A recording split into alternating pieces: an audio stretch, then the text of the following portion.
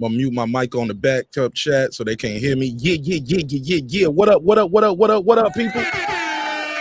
Here we go. Demetrius Boo Andre about to walk to the damn ring. Let me hear his music, what he coming out to. Some real calm music right here. I can't hear what his music's saying. But this fight about to go down. Charlo just happened. Charlo got a unanimous decision, won pretty much every round. So we're gonna call this fight live. Gonna talk some shit.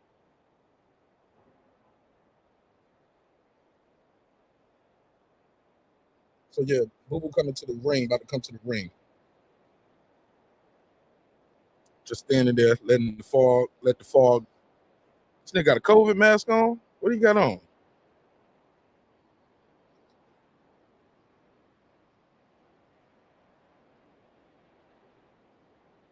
Oh, you got little kids right there tapping up his gloves. They gotta mean something to those kids. They hype. Got an artist right here. Who's this artist? Oh, is that J Balvin? Who's this? Is that J Balvin Puro? Is that J Balvin? I don't know. But yeah. Okay, I don't know. He got a Latino singer though. I get it. Pandering to the audience. You know, it's a majority Latino crowd. I ain't mad at it. So Boo Boo's about to come to the ring. It's going down. Boo Andrade, David Benavidez. Boo flashing all his belts, walking to the ring. I ain't feeling this music though. Get a banana, do it mañana. I don't know what he's saying. But it's not hyping me up for the fight, but sometimes you don't. Oh, okay. They can't hear. Remember, they can't hear you over there, Puro. But I can. You say it again. Kid Verde. His family from where? Kid Verde. Cape Verde. Okay. So it might be a Cape Verde artist. I shout out to my boy Puro. Might be his cousin. Might be a cousin. But I'm so excited about this fight. Let me put a survey in the chat real quick. Survey in the chat. Who do y'all think gonna win? Who do y'all think gonna win? Let me put the survey up. Win, lose, or draw. Okay, they just said it's Cape Verdean musical artist. So it is a Cape Verdean. So who's gonna win? Or is it gonna be a draw? Who y'all got winning? Boo Boo, David Benavidez, Boo Boo, or is it gonna be a draw? Let me see. Let me put the survey up in the chat. Draw. I usually put decision, knockout for either guy, but let's just do it. Who's gonna win? Who's gonna lose? Who's gonna get the draw? And of course, y'all make sure y'all tune in. As soon as the fight open, I'm gonna open the phone lines up. We're gonna do immediate reactions right after the fight. Open the phone lines up. It's going down. Boo Boo last fought January of 2023. Remember when Showtime opened it up this year? He was on the card with. He was on the Tank Davis card for Hector Garcia, actually. So I'm excited, man. I'm excited about this fight. He's in there checking him out. The referee checking his gloves, checking his uniform, make sure you ain't got no razor blades, no egg weights, nothing like that. It's a joke. It's a joke. So coming to the ring next is David Benavidez, Phoenix, Arizona, a.k.a. the Mexican Monster. Let's go. El Monstro. Let's go. Now, y'all don't get mad because I got love for both of these guys. So throughout the fight, you're going to hear me say stuff like, get his ass, David. Boo Boo, don't let him do that till you get him. So, you know what I'm saying? I don't have a dog in this fight. I didn't put no bread on this shit.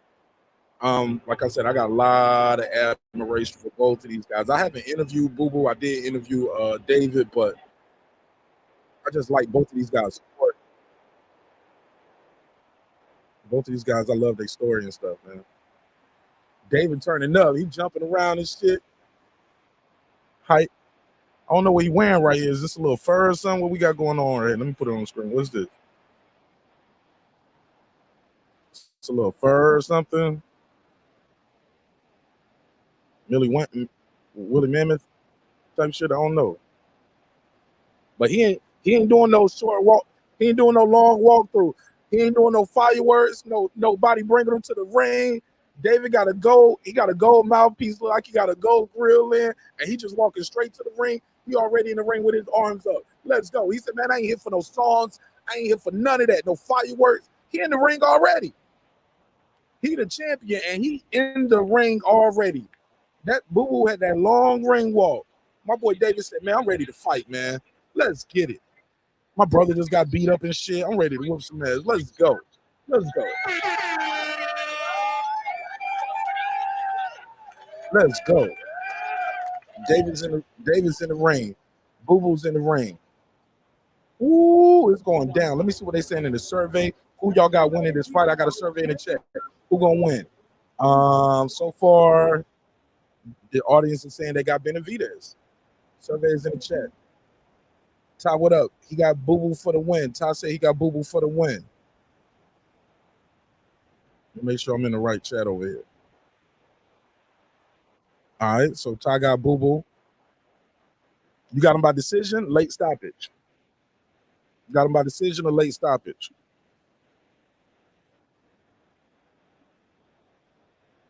Decision or late stoppage? Let me see.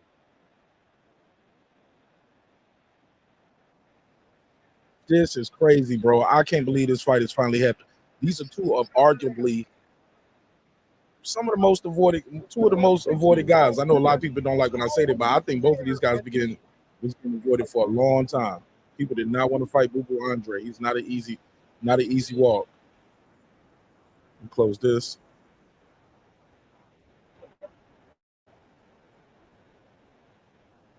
Let's go. Let's get these ring announcements going. Let's get it going. They in the ring. I'm ready to see it. Y'all ready to see it? He said KO. He on snack. All right. Caleb Plant was on snack too. He didn't get no stoppage. What happened there? Something happened there. What was that? What was that? Why Caleb Plant didn't get no stoppage? He lost to him and Canelo. Gotcha. Let's go. Jimmy Lennon announcing the guys right now. But look, let me tell you what's crazy. I didn't see Jim Gray doing the final fight announcement. Jim Gray was like, "This shit going out of business. I ain't coming back to work. Fuck y'all. I got shit to do in the morning." Damn, Jim Gray didn't show up to work. Called out sick. All right, so we're doing the supervisors, all of that. We don't need to know the chairman, the executive director. I don't care about none of that. Oh, Tim Cheatham, gonna cheat him. David Sutherland, Steve Wildsfield. They can't find three other niggas in Vegas to ref no fight. They get the same niggas every time. Cheatham, Sutherland, and Wildsfield. Here we go. Let's go. 12 rounds of boxing. It's going down. It's going down. Oh, it's about to. Woo. All the talking is over. All the chitter chatter, the back and forth is over. These dudes been going back and forth with Canelo, each other guys in the division, Caleb Plant. And what I love is Canelo told them what they had to do. He said, "Y'all need to fight each other. Everybody trying to fight me, y'all need to fight each other." And what we got these guys fighting each other. All right, they announced some Boo-Boo now. Let's go, 32-0. 19 big wins by knockout. Y'all know what he came for. Y'all know what he do. He is a boxer. This guy can box. Definitely can box. That's what he do. Boo-Boo Andre. They're announcing him right now. Piero saw it. He said, "So is Devin and Kerr and my daughter can punch." So is, oh yeah. Yeah, that's what I told him. So I was like, "What about Caleb Plant?" All right, they just announced Boo-Boo.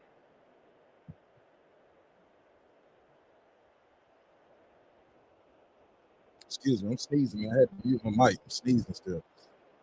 It don't help. I got this fan blowing on me in the studio. All right, 27-0. 23 big wins by knockout. Y'all know who he is. Y'all know what he do.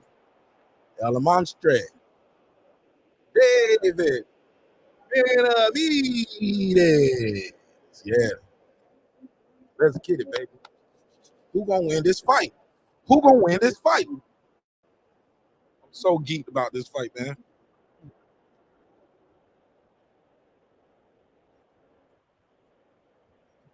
Let's go. Let's go. Let's go. It's going down, man.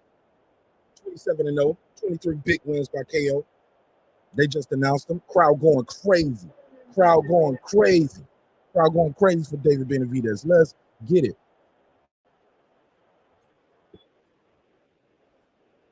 All right, Thomas Taylor gonna bring him in the center of the ring. Both waistbands are high according to the ref.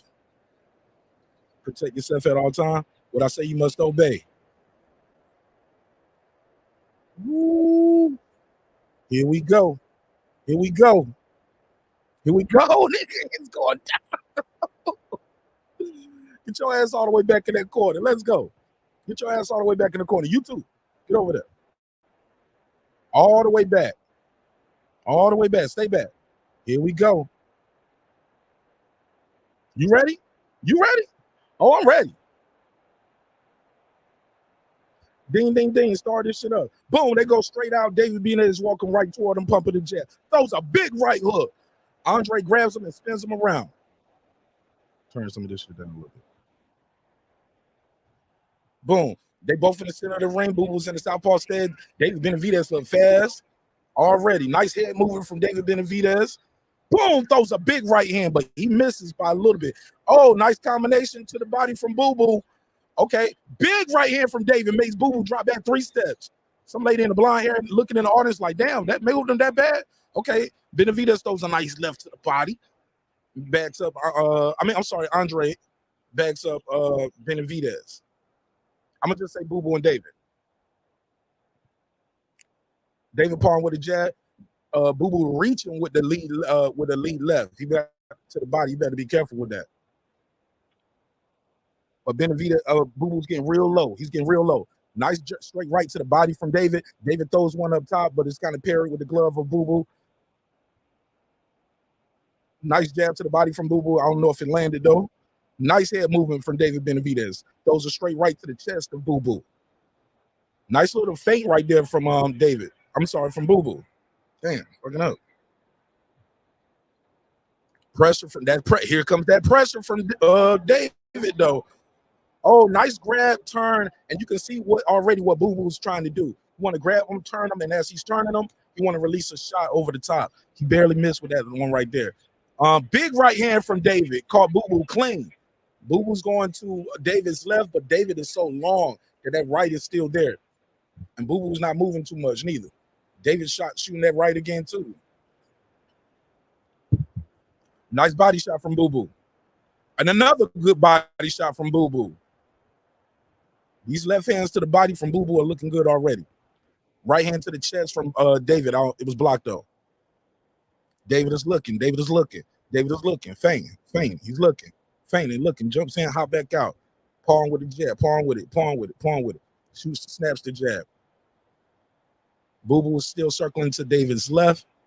David's trying to get him with that jab, but boom, nice right hand to the body from David Benavidez. Andre's looking, pawing with the jab, goes in for a clinch, and on the way in the clinch, he catches Boo Boo, but Boo Boo catches him too. Oh man, this is great action. David tried to lunge with a left hook over the top, misses though. Good action from both competitors right now. Great action from reaching with the right hand from Boo Boo, from David. Damn. Jab up top. Boom, big right hand from David. Boo Boo misses again. Boom. Oh! Woo! That combination from Boo Boo at the end. It's me again. Oh, that nice combination at the end. Man, who y'all get that round to? Who did y'all give that round to? Who did y'all get that round to? First round, who did y'all get that round to? Who did you get that first round to? All right, let me see what they saying over here. Let me see what. And if y'all watching on the back chat right here, tell me in the private chat who y'all got winning these rounds too. I'm gonna read y'all shit off to the live audience. All right. Cool. So let me see what they got. Okay, I see somebody said easy round for David. Somebody said Boo Boo. I don't know if that was an easy round for anybody. Damn, Boo Boo didn't even sit down in the corner. Boo Boo didn't even sit down. Okay, Ty gave you the Boo Boo. He said 1-0 Boo Boo. All right, round 2. Boo Boo comes out with a fast combination, left and right to the body. And another combination to the body over the top.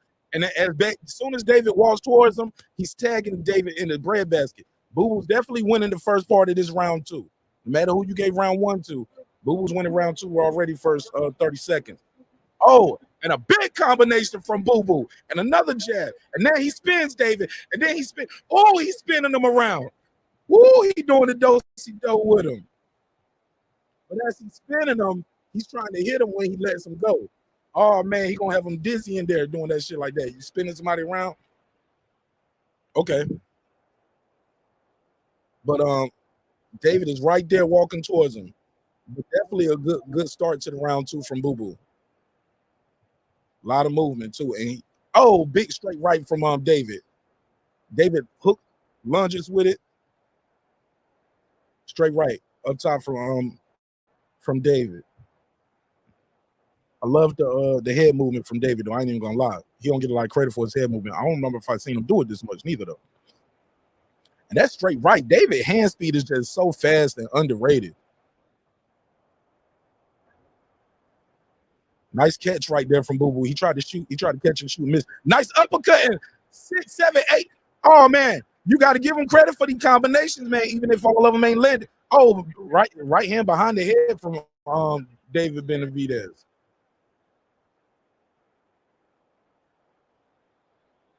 Nah. But that punch behind the head ain't got nothing to do with pulling his head in. But nice right from David. But good counters from Boo Boo on the inside. They making it ugly on the inside. David want to get in close. I'm sorry. Look at Boo Boo. Boo Boo trying to smother David some. Oh, nice work from Boo Boo in this round. I ain't gonna lie, bro.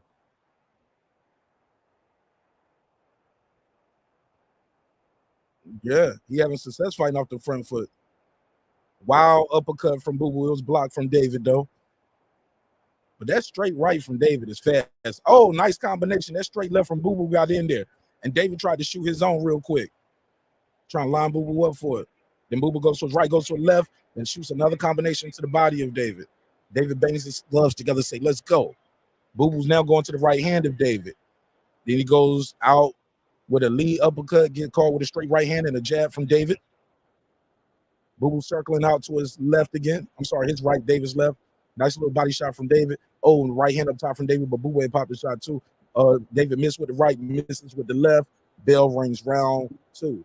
I gave that round to Boo Boo. That was actually his best round. I'm sorry, that's the best round I've seen somebody have on David. So that's round. I got a 1-1 right now. I might have it 1-1. Let me, I got it 1-1. 1, David. Let me put my stuff in the chat. 2. They can't hear you. They can't hear you, bro. Hey, Puro. Can't nobody hear you. So if I'm quiet, just listening to you, it'll just be dead space over here. It's just dead space. Nobody can hear you. Nope. Puro, you need to click the other link on the main channel so we can, if you want to have a conversation with me, because if not, it's just dead space on the live stream, and I'm quiet just listening to you. Nobody can hear you. And everybody that's on that live stream that you on, they at work or doing something else. So they ain't going to be able to reply. And I think KP in like Mexico, KP over there in Mexico kicking it with your people. But there you go. I'll put the live stream. All right, boom. Round three, they jumping right back into it. Boom, they right in the middle of the ring. Big body shot from Boo Boo. David said, hey, that's a little too low. Referee agrees with him. He said, hey, man, lift your hands up a little bit. Boom. Left up top from Boo Boo. David is looking. David is looking. David is looking. David lunges with a lazy little jab. Throws out a lazy right hand, and Boo Boo punishes him with 4 or 5. Yo, these combinations, though, from Boo Boo, man, like David will throw one shot, but Boo Boo's letting out 4 or 5 right now, round 3, like right there. And then he got out the way. That's a nice 3-piece combination. And he popping that jab now. And now David is with the high guard walking him down, but he ain't laying with his jab. Now he just missed with the right hand. David is lunging, punches Boo Boo in the shoulder. Oh, nice combination from David. And now they fighting on the inside. Fighting on the inside. Look at Boo Boo pressing David to the ropes, got David's back to the ropes, throwing these little punches. I don't know how much they landing, but you got to give him credit for these some of these little body shots, little tap shots up top. Look at him. He's smothering him. Why the referee step in right there? Both hands was free. Both guys were working. Why the referee step in right there? The fuck is the ref doing? Why did the ref step in right there? That might be a problem later. Let's go. Nice combination from Boo Boo, left and right. Oh, big right hand up top, hook up top from Boo Boo. David is looking. David pops a right and a jab, but they so far at the edge of the punch that I don't know if they really hitting Boo Boo with all of them. David misses, Boo Boo misses. Boo Boo jab right there. David misses with the right. I don't know what that spin move was right there, but made him miss. But David is walking him down. Misses with the right, misses with the left. They're going inside. David with the short little shots in there. Arm so long, but he can turn that shot. He letting his hands go now on Boo Boo. Oh, Boo Boo's retaliating. Big right hand from David Benavidez. Jab from David Benavidez. Right from David Benavidez. Uppercut from David Benavidez. Jab from David. Blocked that. Boo Boo blocked that one. Left from David. Jab, a right hand from David. Jab from David. David is taking over the last minute of this round. David taking over the last minute of this round. Boo Boo did nothing in the last 30 seconds. Yeah, Benavidez picking up the pace right here in round 3. Straight left to the body from Boo Boo. Another left to the body from Boo Boo. Yeah, Boo Boo need to do that every time. That guy start walking towards him. Oh, a third left to the body. 4, 5-piece, 6-piece combination from Boo Boo Andrade. And David just stands there on the ropes like his brother Jose. Take a breath, just saying you ain't hurting me. Man, that was a good ass round, man. These be hard to shit. Boo Boo did good at the beginning. David came on the last minute, but Boo Boo got that last 30 seconds. Shit, I'm gonna make that an even round just for the fuck of it. Just for the hell of it. Round 3, I'll just say even. Because round 1 was kind of even, but 2 was the clearest round. But I'll say that was even. I'll be fair. Who'd y'all get that round to? Who y'all get that round to? Let me see it in the chat. Let me see it in the comments. KP said, David back on the ropes. Wow. KP said, close rounds from what I'm seeing. KP said, David is coming with the big presence. Unbiased fan. This is a goodie so far. Unbiased, you got these rounds too. I got it 1-1 and the third round even. I got that third round even because of Boo Boo started well. David had a good spurt, but then Boo Boo had a good, nice little flurry at the end. We're going into round 4, ladies and gentlemen. Round 4. They back in the center of the ring. Back in the center of the ring. This ain't no boring fight. This ain't nothing what y'all got like Thursday, so y'all can't complain. Low blow from David Benavidez. And there was a big right hand. Crowd is booing, but that was a big right hand. And then the referee telling him, he said, it's not that bad. It's not that bad. You're good. And then he told him time. How you gonna tell him it's not that bad, man? How you gonna tell him? He was like, it's not that bad. I was like, nigga, that was a power shot. David Benavidez hit me with a power shot on the cup. Don't tell me it ain't that bad. All right, so boom, where we at? Back into the action. Oh, nice combination from Boo Boo. Like, it's like 4 or 5 pieces, man. Nice little short uppercut from David, straight right from David. They both changed uppercuts right there. They're going for the clinch. Body shot from David on the inside. Left hook from David, right hook from David on the inside. David Benavidez. Oh, my God. Boo Boo just let off a 4 or 5-piece combination. David Benavidez threw one. Boo Boo threw back three. Body shot from David. Jab from Boo Boo. Jab from David. Left over the top from David. Short right hand, another right hand, and a left from David. Boo Boo backs up a little bit. Boo Boo steps over. Boo Boo stepping over to his right. Jab from Boo Boo. Another jab and a right from Boo Boo. Body shot from Boo Boo from the left. Jab and another body shot. Jab up top from Boo Boo. Jab from Boo Boo. Jab from Boo Boo. Left right from Boo Boo. Left to the body from Boo Boo.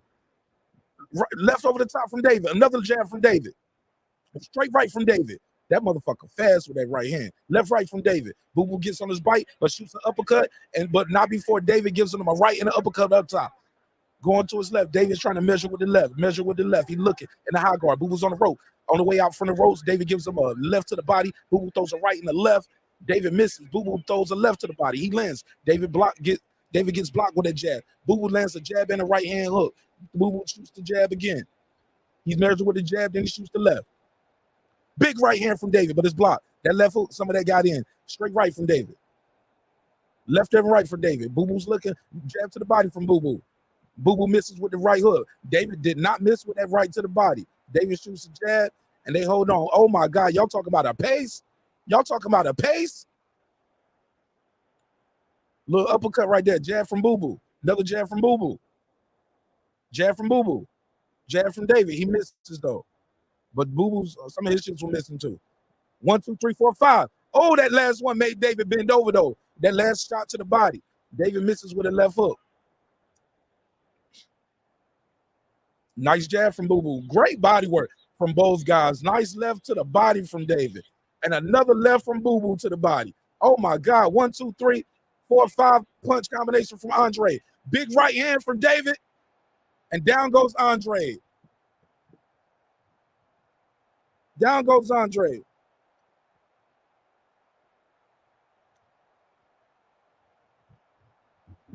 Bell rings. Down. Down goes Andre. Down goes Andre. Down goes Andre. What's up, Piotr? We got to fight, baby. What's up, my brother? Mic check. Yes, sir. We got to fight, fam. What you think of the fight so far? It's close. It's really close. I'm not gonna lie to you. His left foot slid. Hold on, that didn't even look like a knockdown now. And then you see, look at the replay.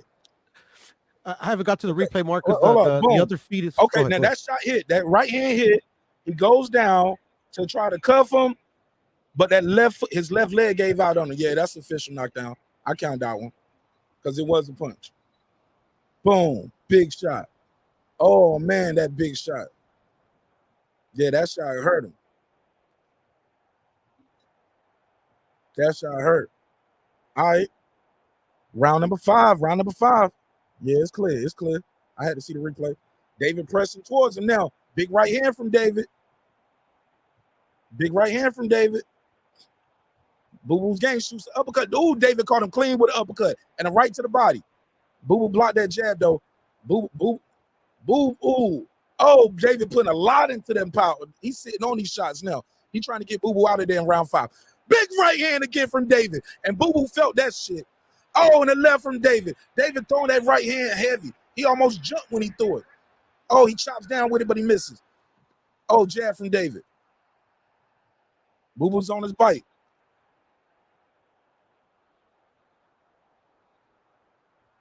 Boom. Left, right from David. Oh, is Boo Boo gonna make it out this round? Jab from Boo Boo. Oh, nice little uppercut from Benavidez and a body shot from Benavidez beating him up right now. Jab from Boo Boo. Another jab from Boo Boo. And a double jab. And David just walking him down. Little left hook right there from David. David measures with a jab, but then shoots an uppercut. Stepping towards him. Ooh, David Benavidez closed the distance so fast. Shoots an uppercut with the right and then left uppercut, body shot, left hook. All David Benavidez. David Benavidez tried to do a Superman punch with the right hand. Left hook from David. Boo Boo's about to go down again. The crowd is standing up in anticipation. The crowd is ready to see that man do his work. The crowd is in anticipation of a stoppage. Left, right from David Benavidez. Oh, 1-2 from Boo Boo. And a 1, 2, 3, 4, 5 from David. Big right hand from David. He's walking towards him. He misses with an uppercut. Boo Boo steps over. Boo Boo had to use his legs instead of his heart. Use your legs and your brain instead of your heart. But Boo Boo's coming to fight. Big body shot from David. 1, 2. Both guys trading both hooks right now. Big uppercut to the body from David. 1, 2 up top from Boo Boo. David is measuring with that left. He wants that uppercut again. Big right hook up top from David. Big right hand again. Left uppercut, right uppercut, left hook, right hand, left hook, right hand. All David Benavidez. 36 seconds to go. David Benavidez misses big with that right hand, but he catches him with the jab. Boo Boo's on the ropes again. Ladies and gentlemen, this is what you call pillar to post. Oh, they both trade hooks. Big hook from both guys. Okay. Did David feel anything with that one? Boom. Both Boo Boo tried to catch and shoot, but all he caught was his jaw. Got his jaw called. Right hook, right uppercut from David, partially blocked. Boo Boo's walking towards the ropes.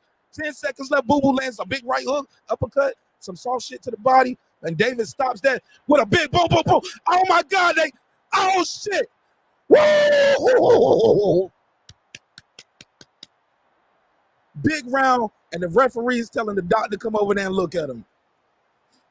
One-sided big beat round there, for both guys. That was a great fucking round. Great fucking round. But you talking about some hard on David Benavidez. I'm talking about Boo Boo Andrade. Look at the ref. The ref been on some bullshit this whole night, man. This whole fight. Like earlier, he broke him up when Boo Boo was smothering him on the rope. Both hands were free. Shouldn't have been smothered. Broken him up. Big uppercut from David. Yeah, this shit's over, my guy. God. They about to stop it? Over. Nah, it's over, bro. It's like Boo Boo's just taking punishment. Nah, he's just taking punishment. It's a matter of time. That's what I'm saying. I mean, yeah, he's taking punishment, but he's still a warrior, man. He's damn sure in there fighting still. He damn sure landed some good shots in the end. Uh-oh. They about to stop it in the corner. Come on, ref. Don't do this. I'm good. Yeah, I'm good.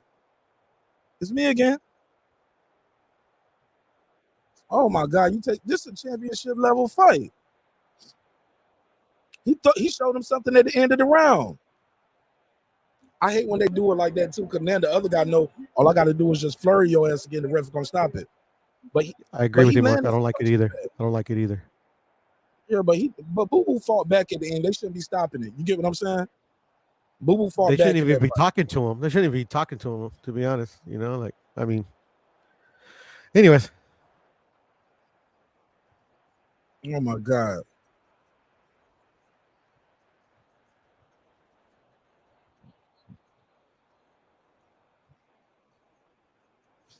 Yeah, man. Referee been doing too much. Let the arm go, man. That's part of it a little bit.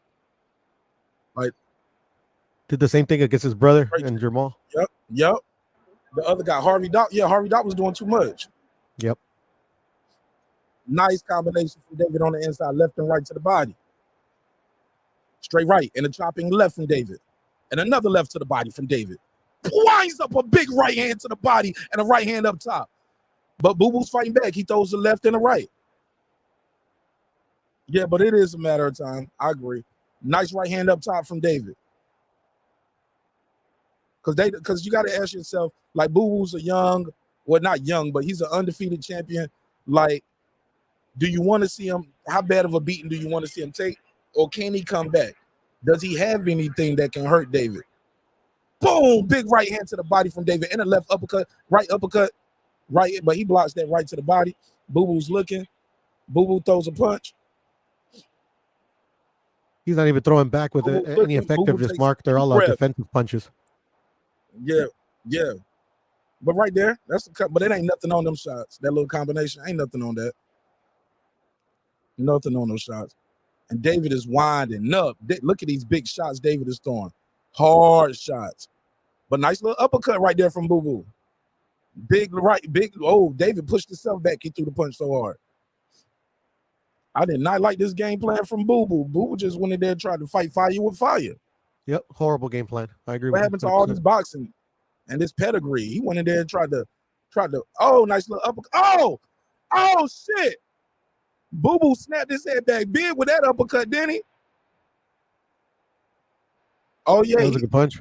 He got his respect back a little bit. He got some respect in there a little bit. Nice little shot in there. But David is winding up some big shots right there. Referee can't say he ain't show him nothing this round because he did show something. Mouthpiece, somebody mouthpiece out. Uppercut, left hook. Yeah. Boo Boo keeps, already dropped it out once. Oh, yeah. He might get a point taken. He do it again. Oh, nice body shot. But the referee's like,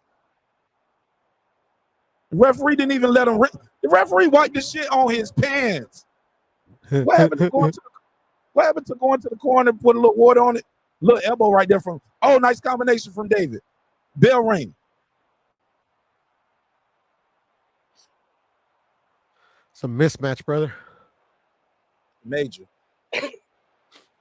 Game plan too, though. Yep. Game plan was horrible. The power difference is evident. Hold up. What do you expect? Come on, man. Hold up. He said I won't let another round go like that. Man, this is a championship level fight. And it ain't like he didn't have no success in there. Man, this motherfuckers be. What is the ref talking about? What is the ref talking about? He's stopping it. The corner stopped it. The referee's corner stoppage. The corner stopped it? Yeah. Wow. Oh my God. Who y'all got in this fight coming up, man? I'm sorry, like based on what you saw, man, your boy Canelo better look out, man. Oh Easy my work. God. For who? For Canelo. Ain't nothing about David Benavidez easy. It's a motherfucking warrior right there, man. Yeah, they're all good boxers, bro, but it's just, there's levels to this, as they say.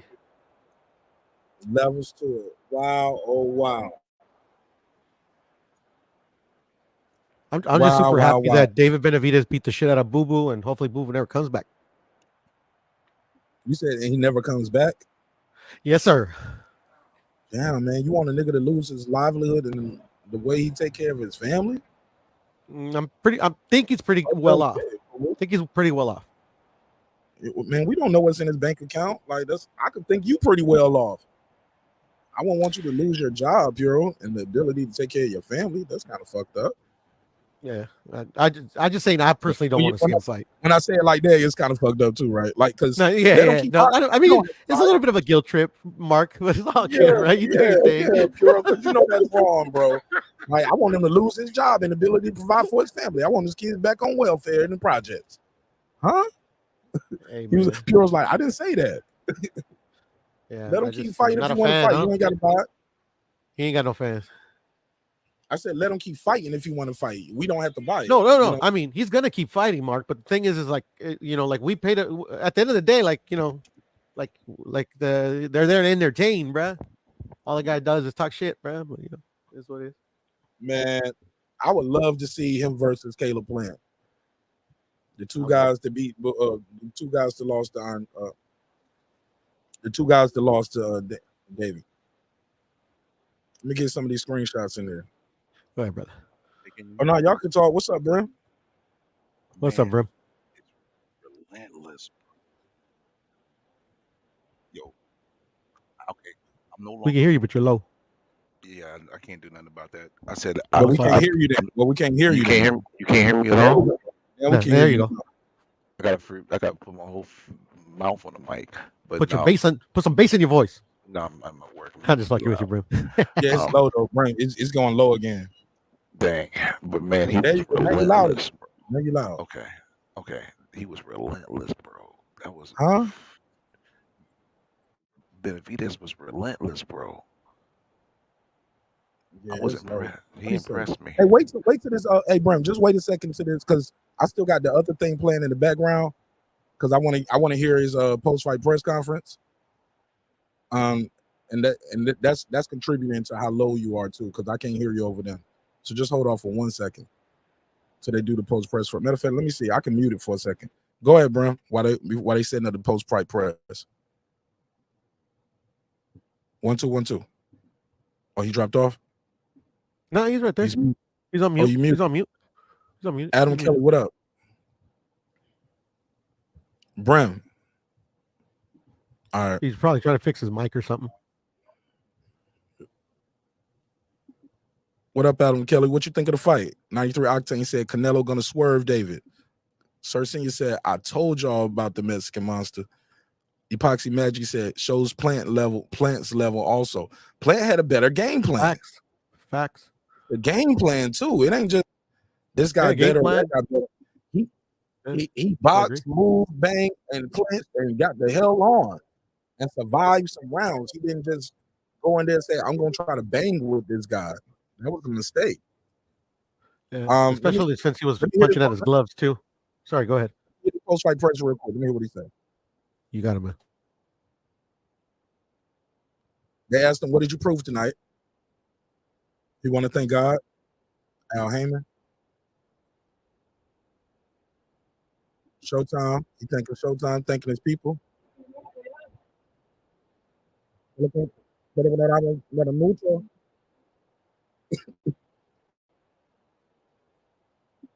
He said, I just solidified myself as. He said, let everybody know who the fuck the real champion is. He got three WBC belts. So he said, I got the first one I won, the second one I won, and the interim. He said, who want to see Dave versus Canelo? And the crowd goes crazy. They asked him, what did Mike Tyson say to you just then? He said, I told Mike I love him. Thanks for the motivation. He said, it's not every day Tyson gives people a nickname. I want to live up to my name.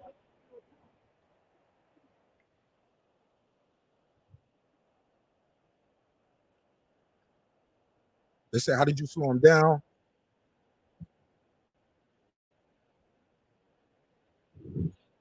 He just giving up. He just gave Boo Boo his props, then he took him away. He said he got one of the best defenses in the world, but he can barely hit me. That's a fact, though.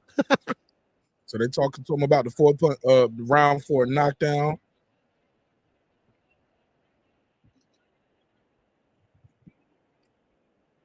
It was all over after that 4th round knockdown, kind of. That was like the beginning of the end. They showing it on replay. I agree. That was the 3rd time Boo Boo's been knocked down.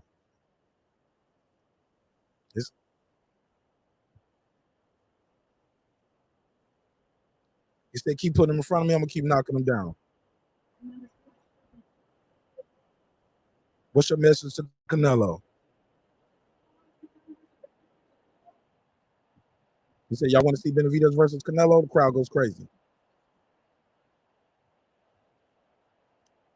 And they said, congratulations to David on a great performance. Let's see, do we get an interview with Boo Boo? Boo Boo said, I'm just glad for the opportunity. Definitely went in there and fought your ass off, bro. They asking him, they said, how effective was your game plan? I just wanted to be here. Thank you. Thank you. Oh, let me hear. He said, I tried to be. He said, David was the man today. Congratulations. You waited 15 years for this moment, this opportunity. How are you pleased with you or yourself? Uh-oh. He said he only fought in January last year. He only fought once this year.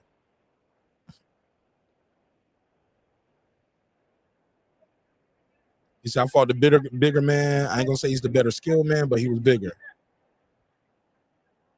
I got to go back to the drawing board, blah, blah, blah.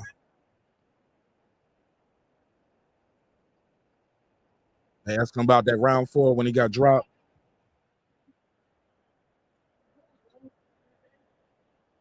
Oh, look at his eyes roll when he got hit with that shot. Good night. Let me see if I can get a screenshot of that. And he said, They ask him how good is he.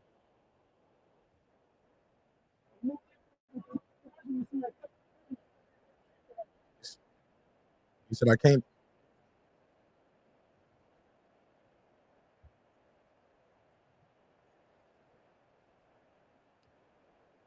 He said that's only my second fight at 168.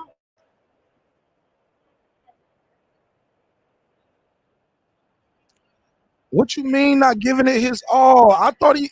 Hell no. Y'all niggas tripping, man. All right, let me stop the live stream on the other shit. Okay. It's open, man. Go ahead. Let me turn the volume down.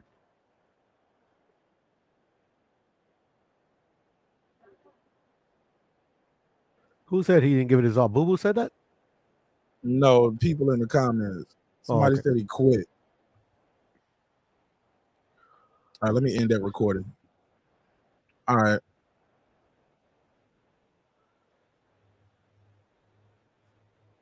When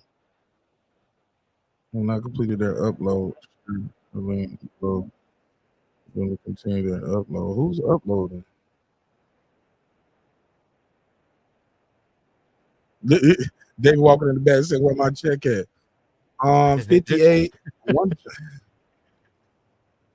Shit. All right, let's talk about it, man. Let me turn this pay-per-view off. All right, let's talk about it, man. It's the man Mark Nash breaking beats. Let's start the damn show. And you already know how I do. We do the immediate reactions. I open the phone lines up. I allow everybody to call in and voice your opinion. Tell me what you thought of the fight. What's next for the winner? What's next for the loser? Let's start the damn show, baby. Let's run the intro real quick. Show. This that squad side.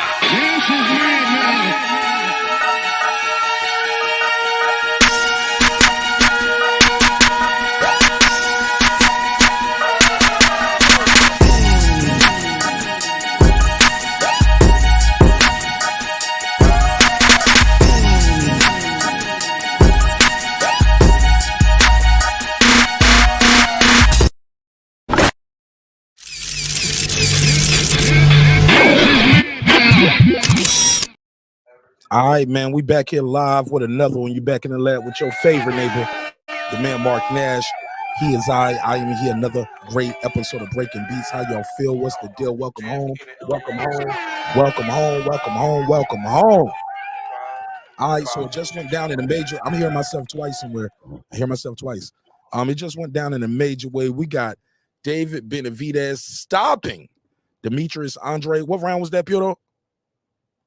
Anybody know? Round seven, I believe. 6 going into 7. I'm not sure. 6 going into 7, but it was pretty much over in round 4 after he dropped him.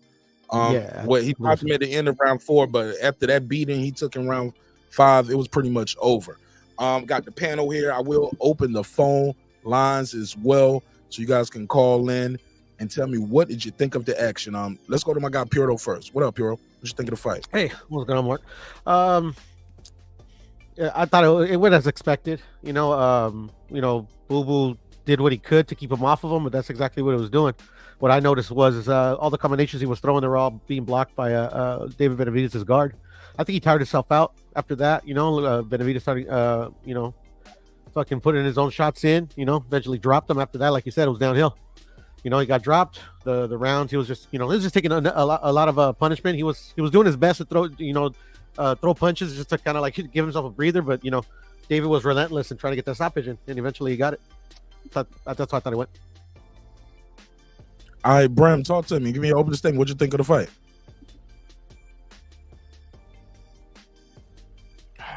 All right, let's just keep moving. Shout out to Bolas. How you say this? Paludas? Bolas peludas. Paludas.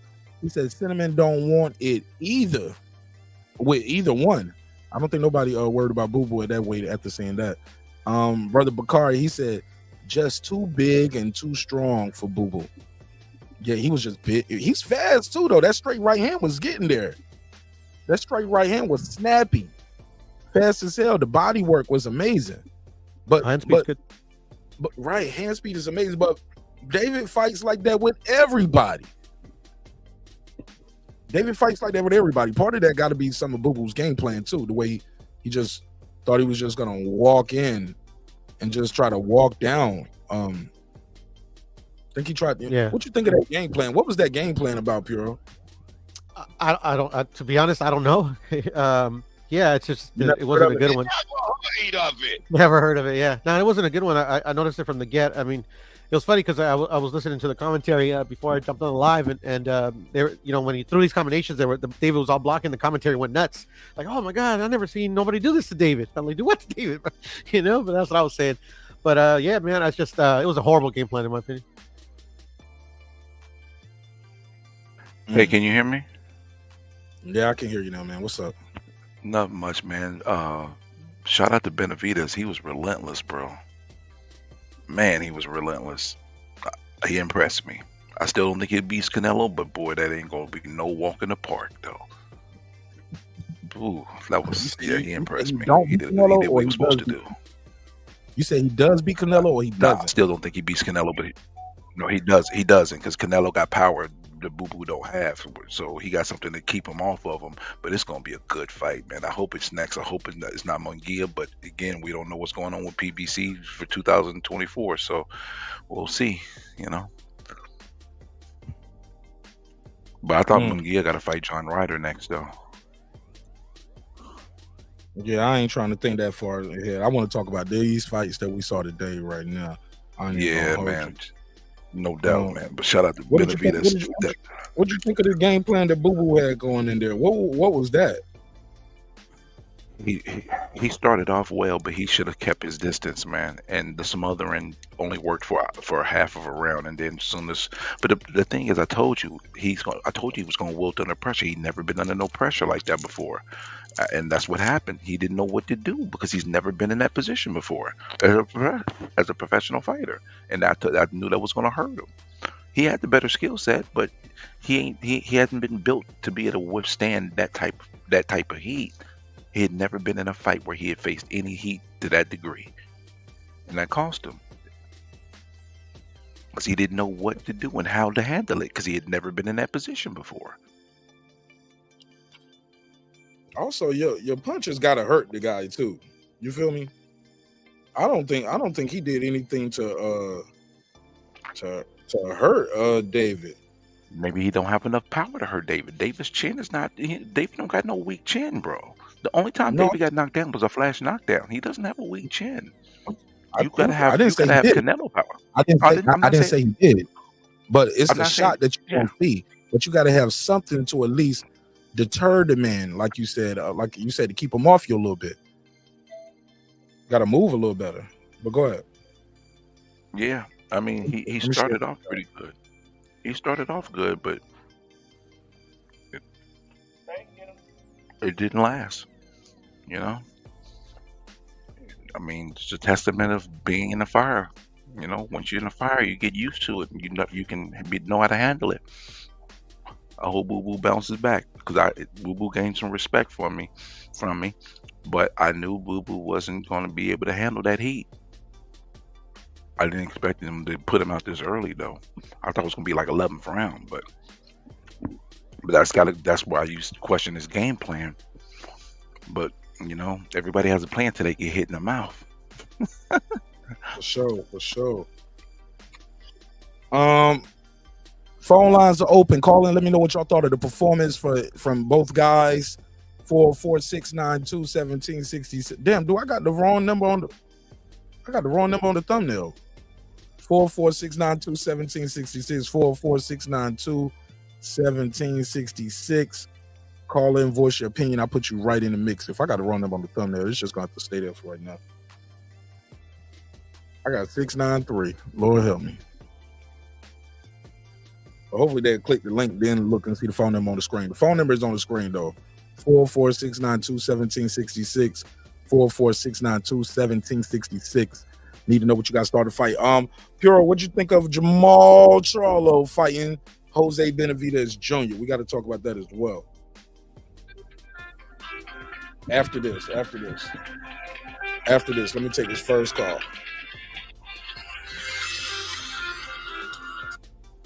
Fo, you got the flow. What's your name? Where you from? What's going on, Mark? This is Bakar, man. What's going on? Brother Bakar, how you been, brother? I've been good, man. I be listening to you. Just listening sometimes. Don't say nothing. Oh, but man, that don't count. Well, that don't count then, because that don't, we don't even know but I always give you a thumbs up, though. How about that? Yeah, that don't count. You got to say, hey, you got to at least say what's up one time so I at least know you was there. That counts, man. Oh, but I had to check in with you tonight because I know you was going to be on this fight.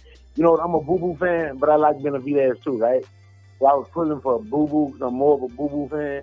Mm-hmm. Look, I put in the chat, I think Benavidez is just too big and strong, especially once he couldn't even hold him no more. When he was trying to hold him, Benavidez could just push him off and just do what he wants. Aging, he's 35 with those long layoffs. It's not his fault that he couldn't get fights. It's not his fault that wouldn't nobody fight him. I respect the fact that two fighters that been avoided stepped up and fought one another. Bigger, stronger, better man won tonight. At one point, I was saying I think Boo Boo was going to have to stop moving around and just stop and try to fight for a second and see how that worked out. But I don't think there was nothing he could do. I don't think he had anything that could hurt Benavidez. And actually, to me, he looked more like a middleweight instead of a super middleweight, in all honesty. He looked like he should be fighting at 160. And I'm not making no excuse, but that guy was just too big and too strong. That guy was just too big and too strong, and I can see him doing more fighters there where I can see him doing more fighters, just like he did Andre tonight. For me, that don't take away from Andre. Andre been good. He's still good. That don't take away from him. Hopefully, he can get him another fight in the next few months. And get him a couple of bounce back fights. And what's next for him? Like you think? I mean, what's next? Caleb Plant? Because I was telling people I wouldn't mind seeing him versus Caleb Plant. Well, I don't know if him and Caleb Plant will fight. He said they used to spar and they were cool. I wouldn't mind seeing him fight Caleb Plant. But I think, I'm going to be honest, I think to me, he looked more like a middleweight. I'm just being honest with you. That's what he looked like. But if he is set and he's at super middleweight, so you're going to have to fight what's there and fight the best there. But hey, he's been avoided and he lost tonight. He might be able to get him a few fights now. After the way he looked, somebody might want to fight him now. What about who wins Canelo versus Benavidez? I take Benavidez. I've been saying I take Benavidez over Canelo. Now, part of that is my bias. Like I said, I like Benavidez and I don't like Canelo. So I'm being honest. But I do think Benavidez will beat Canelo. I think Benavidez will beat Canelo. Why you don't like Canelo, bro? I just don't like Canelo. I think, because look, man, I'm gonna tell you why. And it really don't have nothing to do with Canelo. It's like the judges. Canelo lost to Lara. People don't like to talk about that. But it's been a couple of fights. It's been a long time ago, man, since Lara. But I get what you're saying. I know, but he really didn't beat Austin Trout. When he fought Floyd Mayweather, one of the judges called that a draw. So it's almost like you got to be 9 rounds better than to beat him. And it really has nothing to do with him. It's really not. That's not Canelo that's out there scoring in fights. But I'm just saying, I'm just not a Canelo fan. Okay. All right, man. I Thanks for taking my call. Man, I wouldn't have it no other way, man. Stop being a stranger, man. Don't be there. I'm just watching, but I ain't gonna say nothing. Man, you better at least say what's up one time. You got a point, man. My bad, man. All right, appreciate it, bro. All right, man. All right. Let me put a survey in the chat. Who y'all think wins between Canelo versus Benavidez? I had a call just then. I think that was Jerry. You can call back.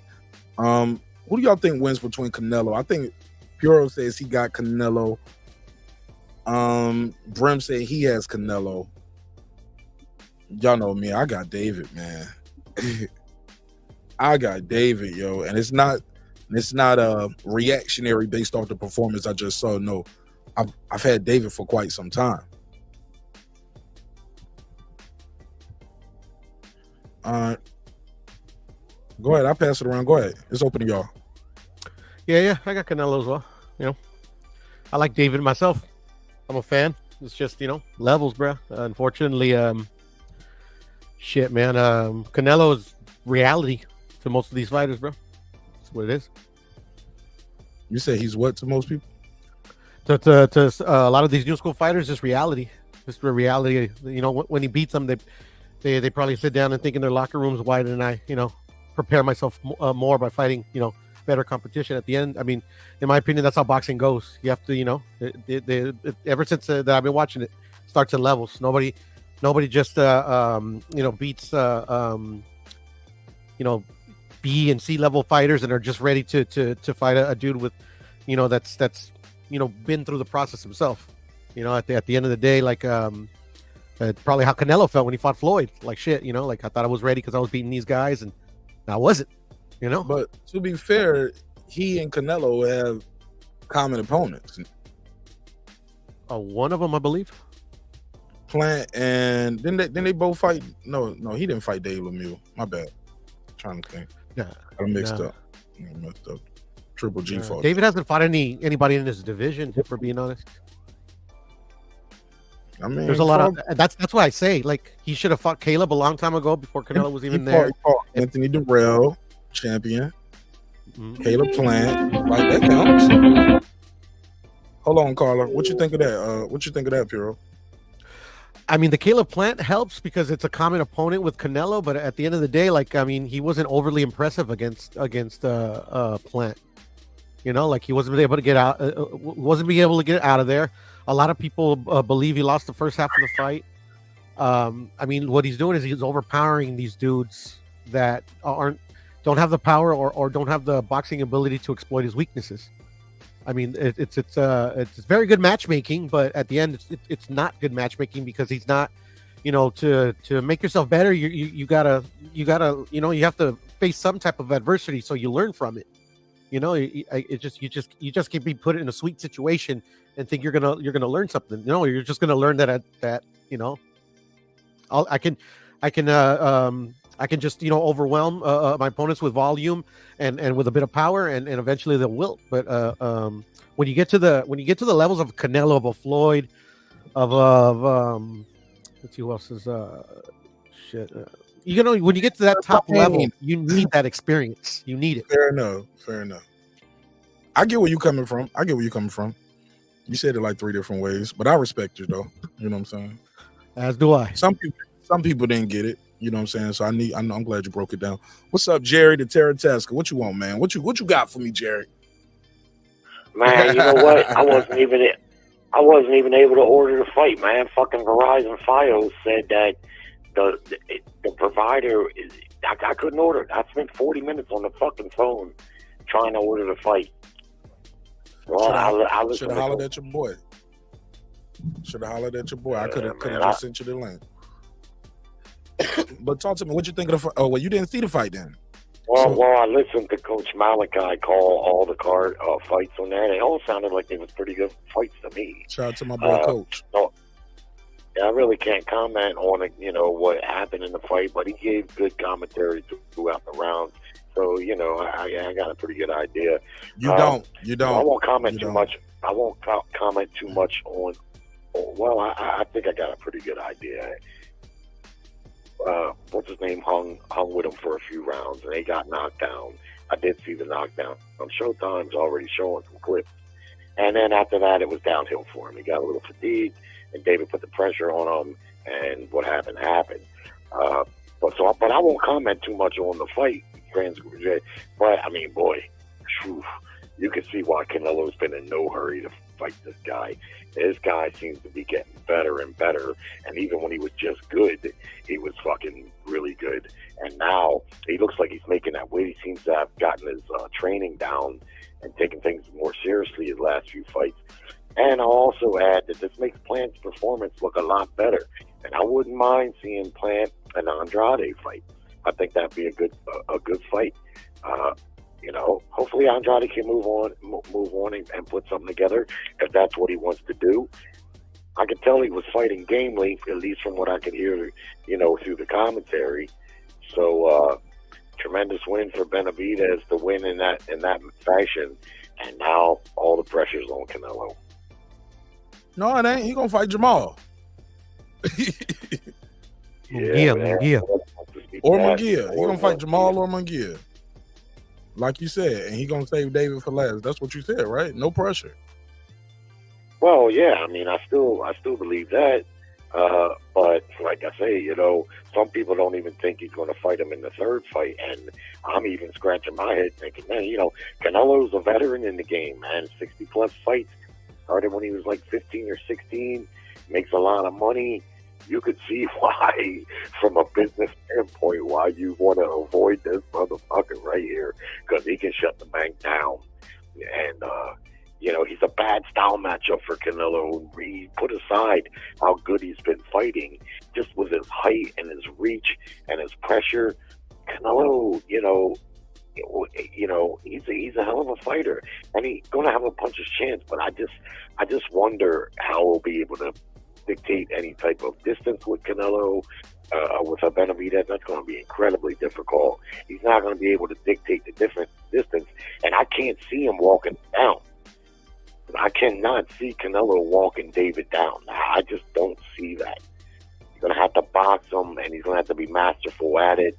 And, the question is who can keep up with this guy? Because as all those tools that he has, the height, the size, the reach, the killer chin, the hand speed, he also, like I say, is just getting better and better. And so, I don't know, man. I probably favor him against Canelo right now. What say you? I'll reserve. Well, I already had him beating Canelo. I mean, I've been on the Benavidez hype train for quite some time, bro. Yeah. I was there when it was a lot of seats left. I was one of the first. I had the first seat at the front of the bus.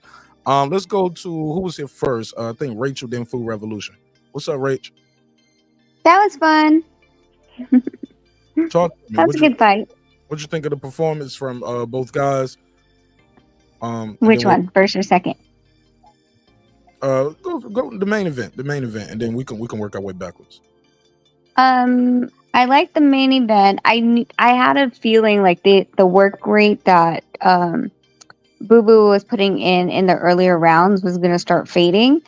And when he started, cutting him, when he cut him on Benavidez's left and was able to square Boo Boo up for the straights, that's where I think it started to make a difference. I think that Nonito and I thought that in the third there was a body shot that actually affected Boo Boo, because you all of a sudden started see him not throw, and then coming out in the fourth, like he wasn't the same, and then just went downhill from there. But I did one. I think who was it, Steve, who gave the card of 56, 57, was it, or something like that, or 57, 58. Yeah, that was a little bit like questionable to me. Like, not just a little bit, like decently questionable. But I mean, it didn't have to go to the cards. It wasn't, but just like I'm like, what are you talking about right now? Fair enough. Foodie, what you think? Give me your opening statement, assessment of the fight. What up, everyone? All of them are just the Benavidez versus Andrade. The whole card, or? No, just the main event right now. I'm hearing am I hearing myself twice? Is that Rachel? I'm hearing myself twice somewhere. All right, now, yo. All right, go ahead. Talk to me. That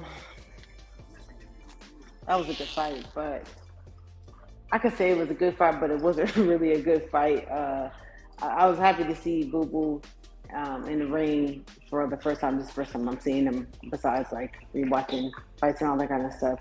I just kind of wanted to see how long he was going to last. David is a motherfucking monster, man. He is a beast. That boy keep getting better. He got fast hands. He was in good shape.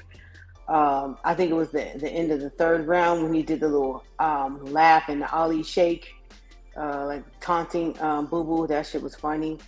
But nothing that Boo Boo landed was doing any damage to him, and I can't think of anybody that David will fight that will really phase him. That boy can take some hits. He got a granite chin. and he's getting just better and better. So unless the Canelo versus Benavidez fight is next, I'm boycotting Mexican food. I can't do it. We got to see that fight next. So what? I'm boycotting Mexican food until the Mexican Monster and Canelo fight next. If they ain't fighting next, I can't do it. I got to see that fight next. All right, well, that's everybody. Everybody got their opening statement, and it's open to everybody.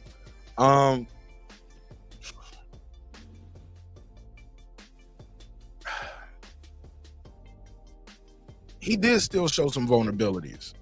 Can we admit that? And somebody like uppercut. You talking about David, right? Yeah, how Boo was landing them uppercuts on him. The uppercuts, the going to his dealing with the going to his left. Boo Boo was going to his circling to his left a lot. And then he was able to counteract that with just his pressure and his reach and his power, but you're dealing with a guy like Canelo who never touched that damn canvas before. Boo Boo been on that canvas a few times. That was his third official knockdown, but he's been dropped other times that wasn't even counted as a knockdown, you know? So yeah, but Boo Boo's a southpaw though, so it's a battle of the foot placement at that point. Like, that's not going to happen in the Canelo fight. I thought it was just straight power though. The power and the speed and the pressure. Like, he was just on him. Even in the clinches on the inside where I didn't think it was about foot placement. It was David is so good at that, like in the clinch like this. He has these long arms, but still he's able to put enough power and turn his punch like bam and get these little short shots in there to get the guy off of him. Like he'll have you like this and shoot you that left, that right, and then he'll find a way to get that uppercut in. And he'll shoot the left uppercut, then the right uppercut. Like, that boy good, man. That boy good. I think I misunderstood. I thought you meant like David's vulnerability when he moves to his left. Is that what you said? I might have said. That's why I understood it. Yeah. Okay, so I did. But I thought it was him trying to stay away from that power shot. But yeah. What's up, Showmore? Man, I was pleasantly surprised. I was shocked. I was impressed by Jermall. Jermall impressed me. He did 2.5 years off. He didn't get tired. I mean, granted, the guy he was fighting wasn't good, but he didn't get tired. He was still accurate with his shots. Jermall looked good. He looked good. I was surprised.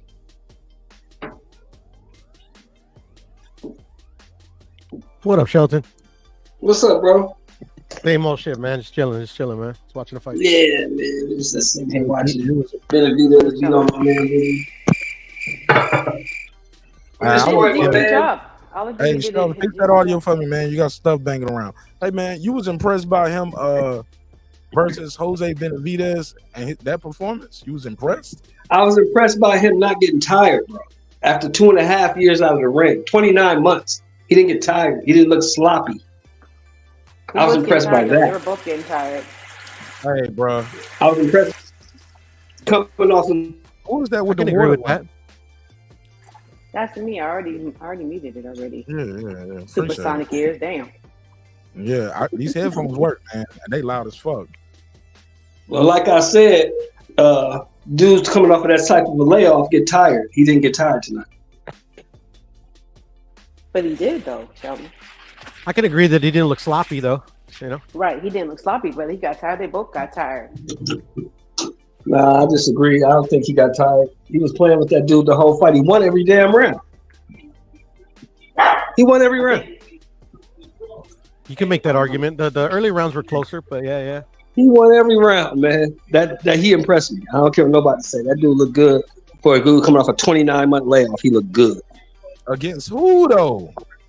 Doesn't matter against who. It could be against you. It don't matter. It does matter. It don't matter. We're out of the ring for 29 months. Oh look, bro, I can be out of the ring. I'm fighting a 5-year-old across the street. I'm gonna look good. No, man, you talk about another professional fighter. I don't give a fuck what you think about goddamn Jose Benavidez. He's a professional fighter, bro. And he was in the ring 6 months ago, bro. And this dude been out of the ring for 29 months, and he looked good. He came in. It doesn't matter what weight. It doesn't matter what weight. It does not matter. It does not matter. He looked good in that fight. He looked good in that fight. He looked good coming off a 29-month layoff. I didn't say he's going to come out and beat a Benavidez. Hold on. I didn't say he's going to beat Benavidez. He's not going to. I didn't say he's going to beat Canelo Alvarez, but he looked good in that fight. I got you. 971. What's your name? Where you from? Oh, yo, Jay. I can't mute your mic. Say it again. I got to mute your mics on the panel, man, because it's a lot of background noise, and I can't even tell if it's y'all or the caller. Hey, it's Jay. Jay, where you from? What state? From Oregon. Jay from Oregon. Talk to me. Yes, sir. Oh, my God, man. What a beatdown. What a fucking beatdown. And you know what else I beat down? I beat down the sports book today. I beat them the fuck down. I cashed out. I made money. Congratulations. I made it back. Thank you, boss. Thank you. On another note, to Subriel Matias, he's the real deal. Yeah. He's no joke. I think he beats everybody. And Benavidez, I think he beats Canelo. And that's my call. Me too. I got him beating Canelo. Easy. Shout out to Jay from Oregon. He said, you know who else got beat down? That damn sports book. Before I go back to arguing with Sheldon more about this light heavyweight coming in there fighting a career welterweight. Champion Hart, talk to me. What you think of the fight? Champion Hart, unmute your mic. There you go. Yeah, Gotcha. can you hear me better? Yes, sir. Talk to me. What you think of the fight, big dog? Yeah, man. Salute to everybody. I thought that the fight was good. I figured that Boo Boo's layoff and his age, would be a factor.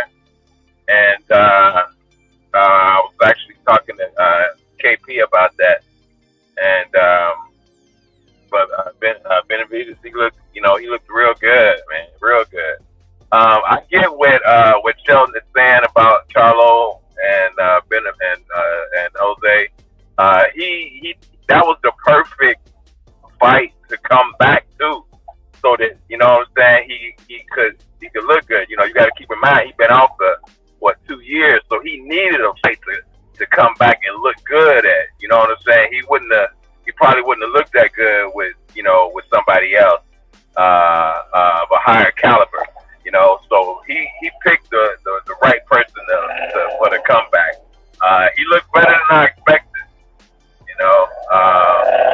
I thought we was gonna get who was that cat crying in the ring when he was fighting Lennox Lewis? Yeah. Oliver McCall. I thought we was gonna get another Oliver McCall thing. You know what I'm saying? But he definitely looked better than I expected, and so I get what Sheldon is saying. I get what you're saying too. I mean that higher, that coming in at that weight, but he had to pick a guy that he would look good against, coming back with the long layoff and all. All right, it's open. Hey, Mark. Everybody. Go for it. Mark, I got a question for you. Because I heard you say something and it made me scratch my head. Like, really? You believe that? You think he beats Canelo easy? Interesting. Tell me why. What you mean? Like, tell me why you think he beats him easy. Everything that he does well is why he beats him, and everything Canelo had trouble with that I saw in the Bivol fight, is why. The shit I saw that gave him trouble in the Triple G fight. Did you want to know, or you want to reply? I hear you cutting me off already. Well, I was gonna reply to the one skimming boy. Finish up. I'm fucking with you. Ain't that what you be telling me? You listening to respond, or you listening to listen? Listening to comprehend. Nah, man. I think that pressure, man. I don't think Canelo's gonna respond well to that pressure, that youth, the reach, the hand speed. I don't know what that was. That's Champion Hart. I'm gonna use Mike. I just think he does everything that he does well gives Canelo trouble. And I think Canelo shells up sometimes in that high guard, and David is just gonna keep punching through that. He punches around the high guard that Canelo is gonna do. Canelo likes to take those when Canelo slows down normally in fights through 6 and 8. That's when David is picking up his pace too. So that's a good point for David. I give you that. That's a solid point for David. Now what up? I want to rebuttal something though, because one of the problems about what you're saying is this. David Benavidez' style is tailor-made for Canelo as a counterpuncher, and that's the one thing I think we're not realizing. The thing is, listen, he did phenomenal against Boo Boo. All the credit in the world. But Boo Boo obviously didn't have enough power to keep him off of him. Canelo does. So if he runs up in there recklessly and gets tagged, then what? Now, the thing is, we know that it looks like, again, it looks like David has a great chin. But has he fought somebody with the thump to confirm that? I don't think Boo Boo had that thump, obviously, because you said it earlier. Man, it didn't seem like his punches did anything to him. Difference is, if Canelo hits him with the same shots that Boo Boo did hit him, that ain't gonna be the same results. So there's some advantages. There's some advantages for Benavidez. Listen, bro, there's some advantages for Benavidez, but he can't do that. He can't the same punches that the good punches that Boo Boo landed. If Canelo landed those same punches, it would do a whole lot more damage than what Boo Boo did. Nobody said he didn't, but bro, my whole point is David's been getting hit by bigger guys his whole career. He's a naturally bigger guy and been getting hit by bigger guys.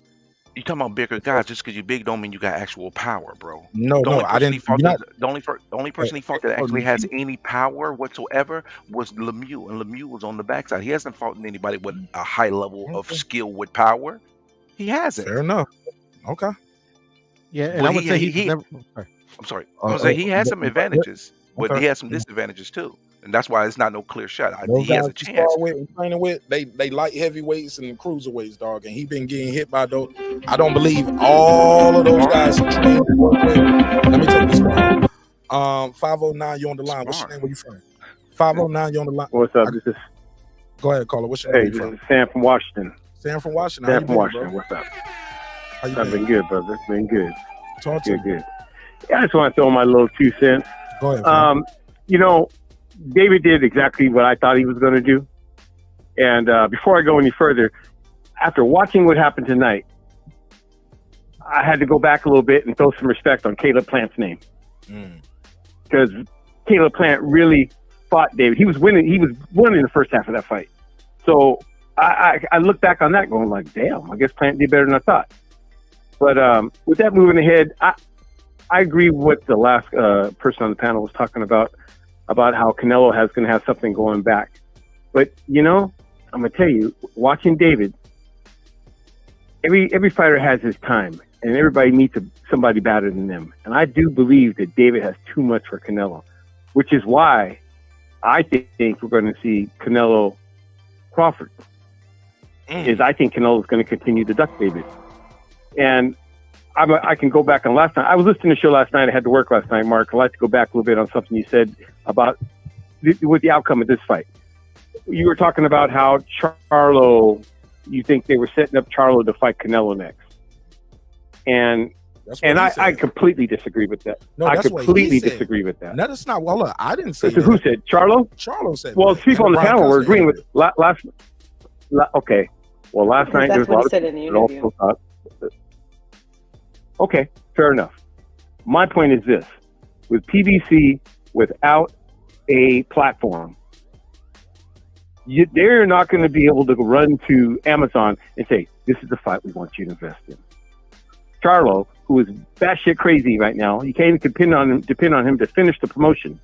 You don't know if he's going to fail a drug test or have a nervous breakdown, and pay them Canelo money to get on board. The new platform is just not going to go for that. They're going to have to come in and hit it out of the park. That new platform is going to want, we got Canelo, this is what we're doing, and they're going to want a big fight. So maybe it is Benavidez, but I think everything's been quiet on, like Canelo's been quiet about the outcome of these fights. It's because he's waiting to see what Spence and Crawford do. He's wanting Crawford to take care of his business and see if he can be available for Cinco de Mayo. That's my prediction. I think that's why he's been very silent, and it's the better fight. Canelo does cherry pick. So he's going to look at these fighters. He's David Benavidez, or I can make a lot of money fighting Terrence Crawford, who's a smaller man. Canelo always goes for the smaller cherry, which he may find out that cherry ain't that sweet, because I think Crawford will beat him personally. But that's my prediction from the discussion last night. Appreciate the time. Let me cook. My man. That's all I got to say, brother. Good call. Good call. Shout out to Sam from watching. Bye. All right, let's go back to the panel. It's open to everybody. Oh, I got my guy Bold in here. Bold, is this the Bold Professor?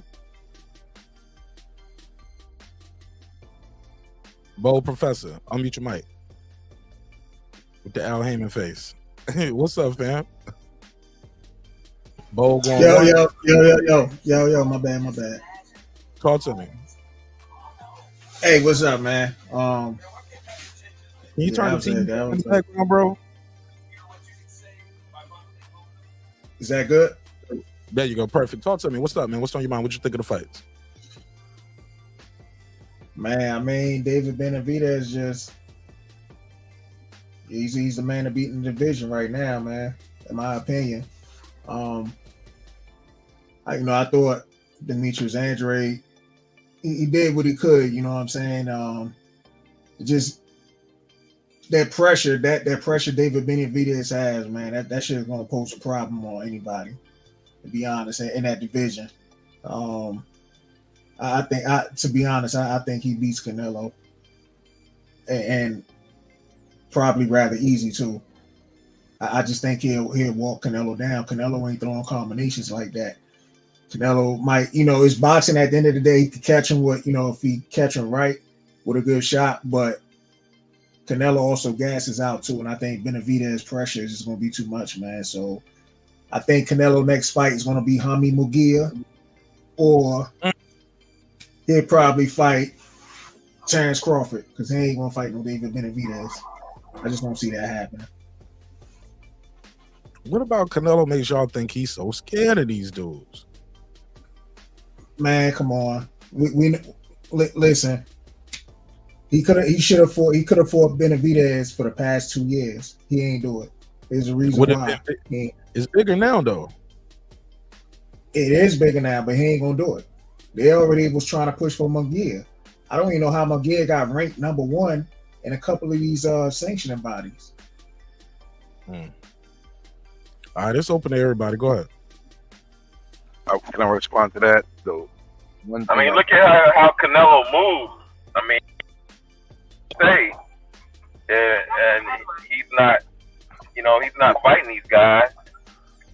The thing is, you're talking about he's not fighting these guys, but you know that he was at the zone before.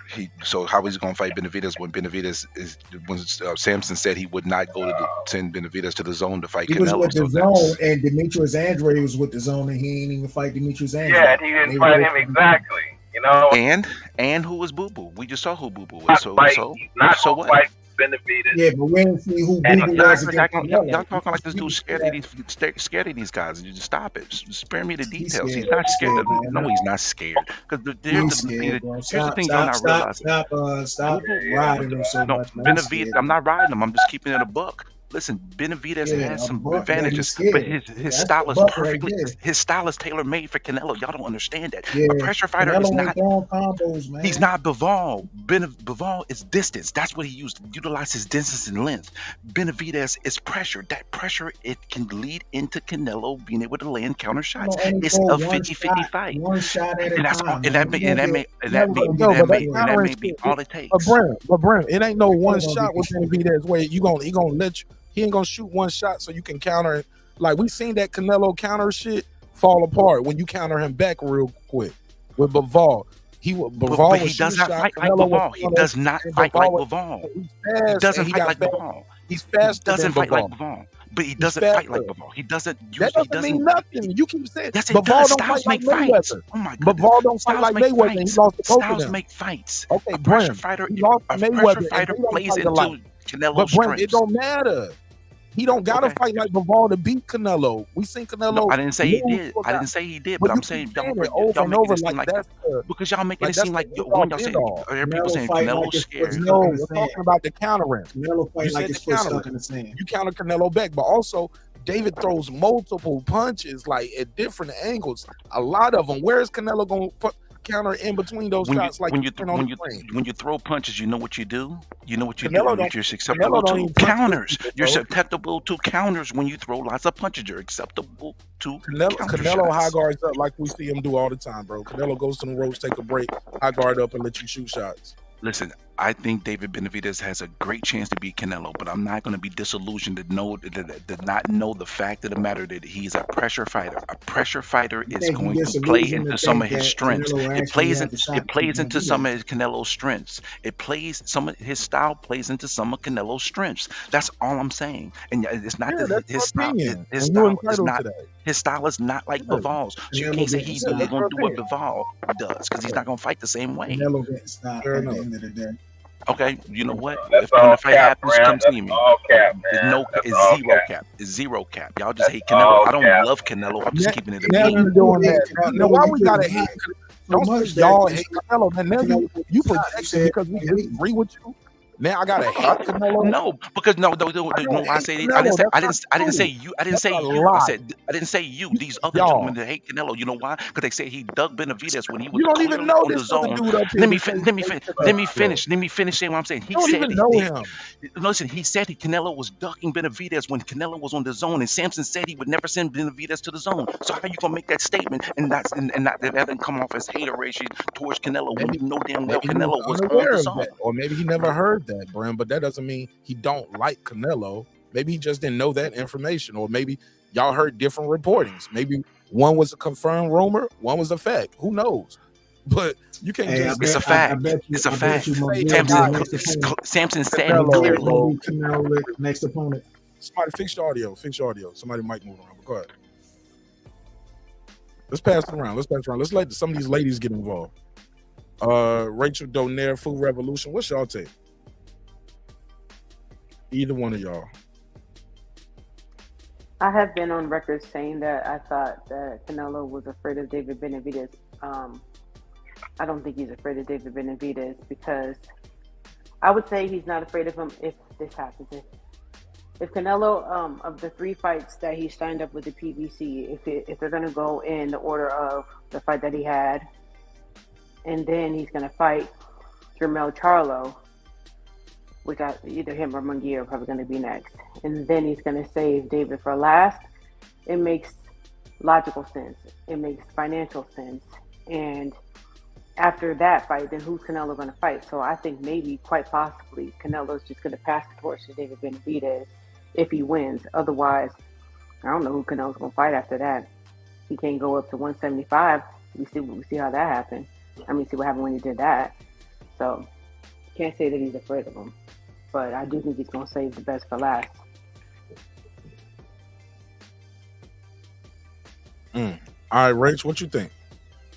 Sorry, I just came back. My son's ferret escaped from his room, so I had to chase him around the house. I have no idea what we're talking about.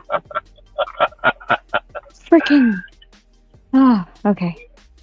At least the dogs didn't get him. What were we talking about?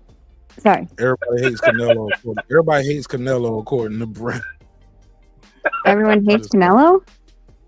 No, we hate Canelo because we think Benavidez will beat him. I think it's going to be a good fight. I don't think it's going to be a cakewalk either way. I think that David's defense will be able to absorb a lot of the way that Canelo punches.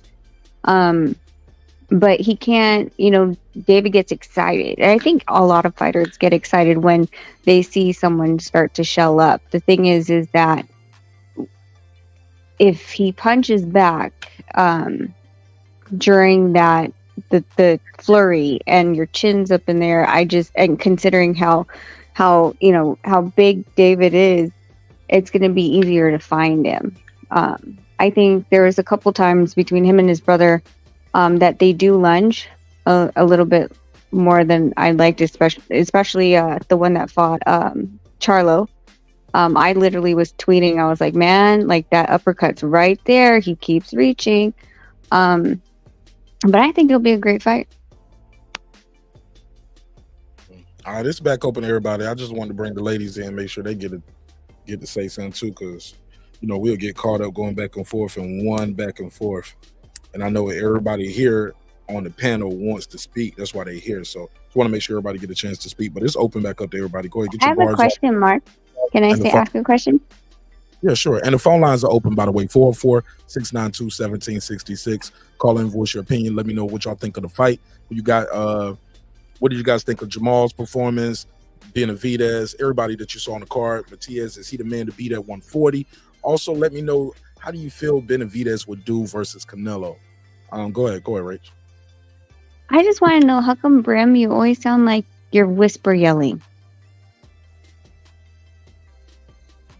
He's at work. Oh, okay. I was like, maybe his kids are sleeping next door or something, because it's always like you want to yell, but you can't yell. So I was just wondering, because we noticed that last night when we were listening. That's all. Yeah. Brim be doing that. He be at work.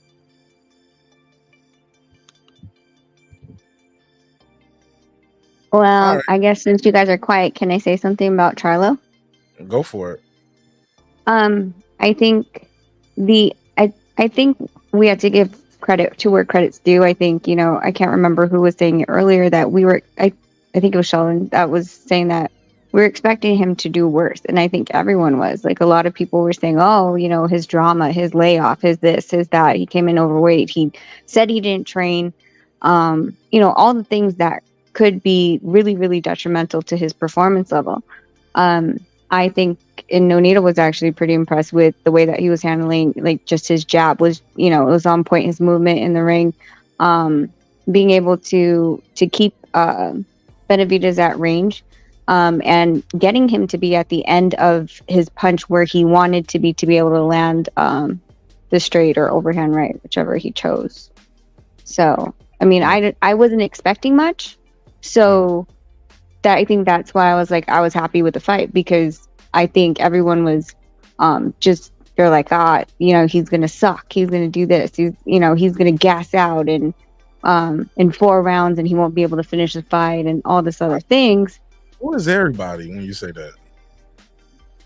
Just that? Social media. I'm not saying you guys. I'm just, a lot of people on social media were saying. They were counting Charlo out, like, for a minute. I said it last night, Rachel. I said I got Charlo by murder, and I thought they was doing Jose dirty. I said the guy ain't never fought higher than 160 anyway. You making him fight at 163, then you missed that by 3 pounds. 3, 4. You get what I'm saying?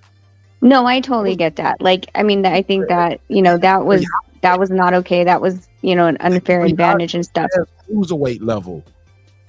Yeah, but being out of the ring that long, like, I expected him to be rusty. And I don't feel like that rust was, I think it possibly that his rust would have shown more with a higher level competition. Or even somebody that's naturally at that weight. Or a fair fight at a fair weight. Like, you can have a guy that's at that weight, but then also not one of, the high competition fighters, and you're still going to look good. Like, he, like I said, like, it's not like his jab was off point. He was finding shots that were in there. His combinations were still good. So I think even if someone at his weight, but just, not a great competition, would still have made it look the way that he did. Now, higher level competition, I think that's where you would have been like, yep, told ya he wasn't going to show up. And it wasn't that he wasn't going to show up. It's more so the fact that he couldn't, right? Like, again, that ring rust, shaking it off and being able to fight. Letting your hands go. I can agree with that. I agree with that because we just saw 2 people at the same weight division, and one was just a better fighter. Yeah. Right. Yeah. I agree with Rachel. That's what I was saying. Against another higher caliber fighter, he probably wouldn't have looked that good. But like I said, he picked the right person to come back from that long layoff to fight. So, in the words of my good brother, Coach Malachi, he picketh of the finest of the cherries, and we giving him all this credit.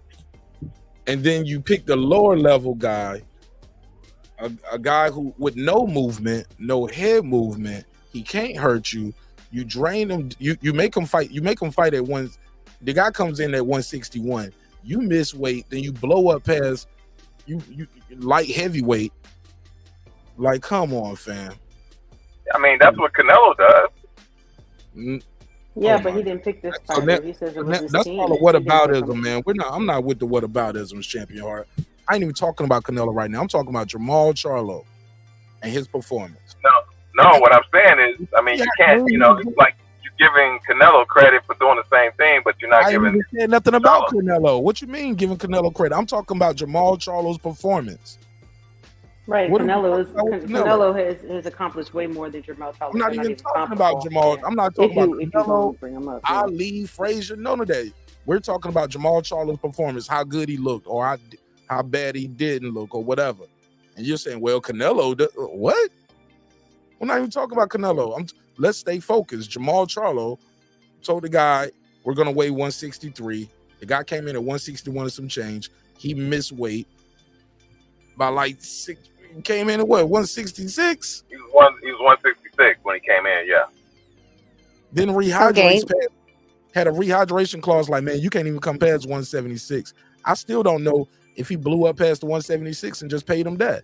My thing is, and the guy you fighting, limited mobility. He's a career welterweight. Let's keep it a buck.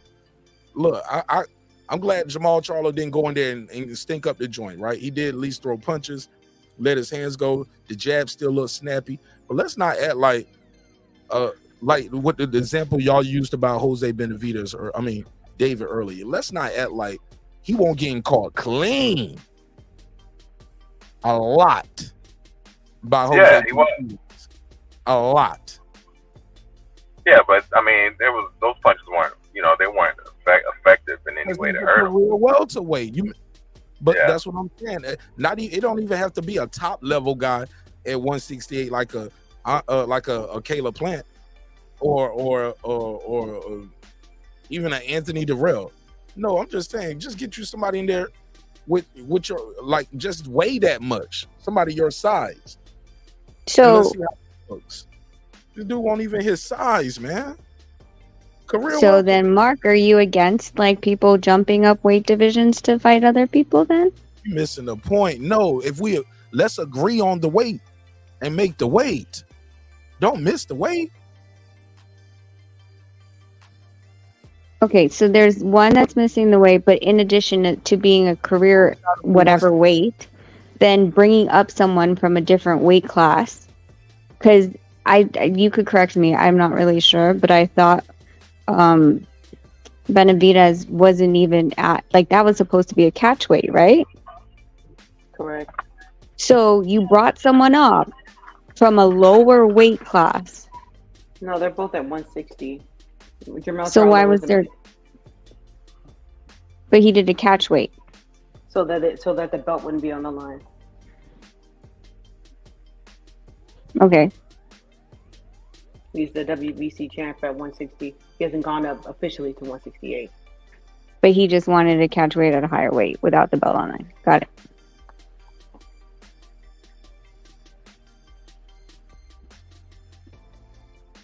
Yeah, that's how it goes. But he didn't look horrible, but he was getting tired. He was in there. They were getting distracted, arguing and cat fighting and shit in the ring. That was weird. I thought he was getting tired, Foodie. He didn't look like he got tired to me. You thought he was getting tired? Yeah, around round 4.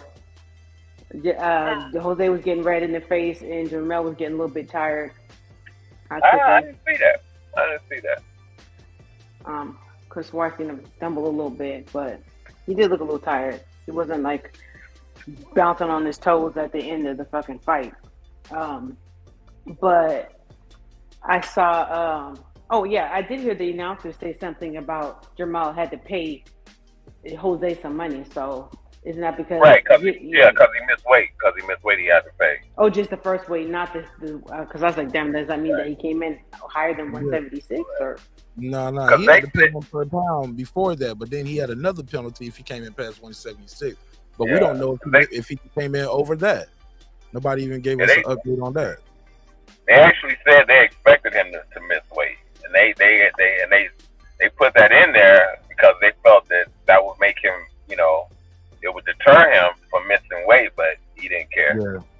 talked about that last night and played the video. That's why we was thinking like we were going to get some kind of update if he came in over 176, but I never heard anything about it today. Right. Rach, did you ever hear? I know I was talking to Rach earlier. She told me she hadn't heard nothing. That was around what? 12 No, o'clock? I pinged Nonito pinged Dan Rayfield, and he said no, they didn't announce it. He said from the promoters, they said that he made the weight, but there wasn't like any official announcement like he weighed in at blah blah blah blah blah.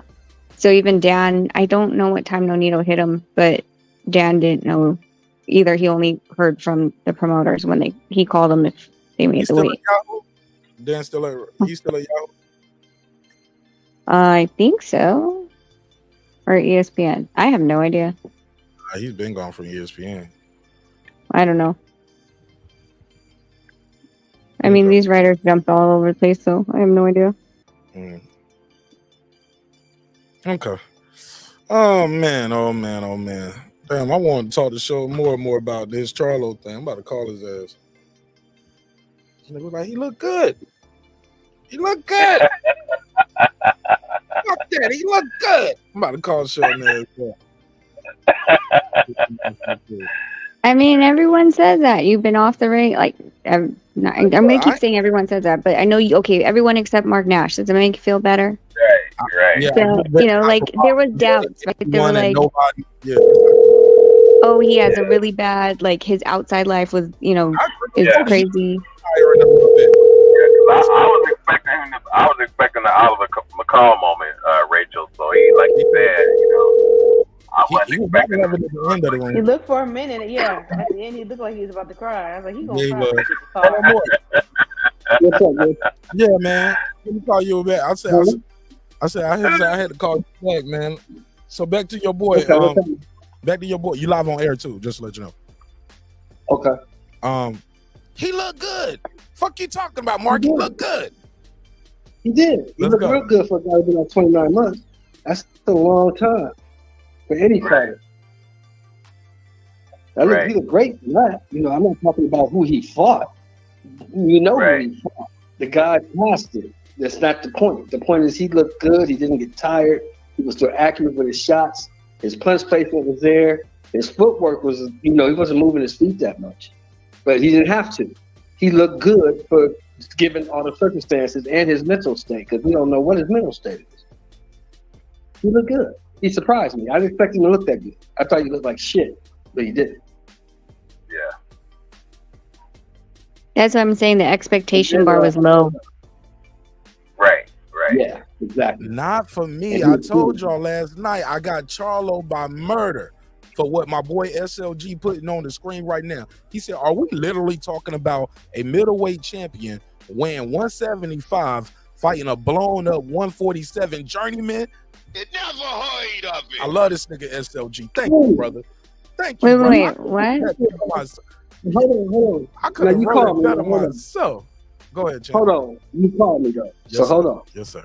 And you're talking about a guy who went 12 rounds, the middleweight champion of the world, WBC, who went 12 rounds with Shannon and Cannon Adams, bro. Yeah. Come on, man. This dude has not been looking good. He went 12 rounds with Dennis fucking Hogan, bro. Come on, man. Stop it. Fucking Montiel? This dude has not been looking good. He looked better tonight than I've seen him look in the last 4 years. Because it was an unfair fight. You think Cannon Adams was an unfair fight? No. Cannon Adams was an unfair fight? No, because that was his weight division. And they both made weight. You pulled that guy up from 54. No. They pulled that guy up from 54. Both those guys made weight. This guy made weight. What's your point? No, this guy made weight. No, he didn't. Champ. He came in 170. Nigga was over 170 some pounds by the time he got in the ring. He weighed in at 166. You said both of them made weight. Benavidez made weight. You did. Okay, right. That's what I'm. So that's my point. It wasn't fair. You fought overweight.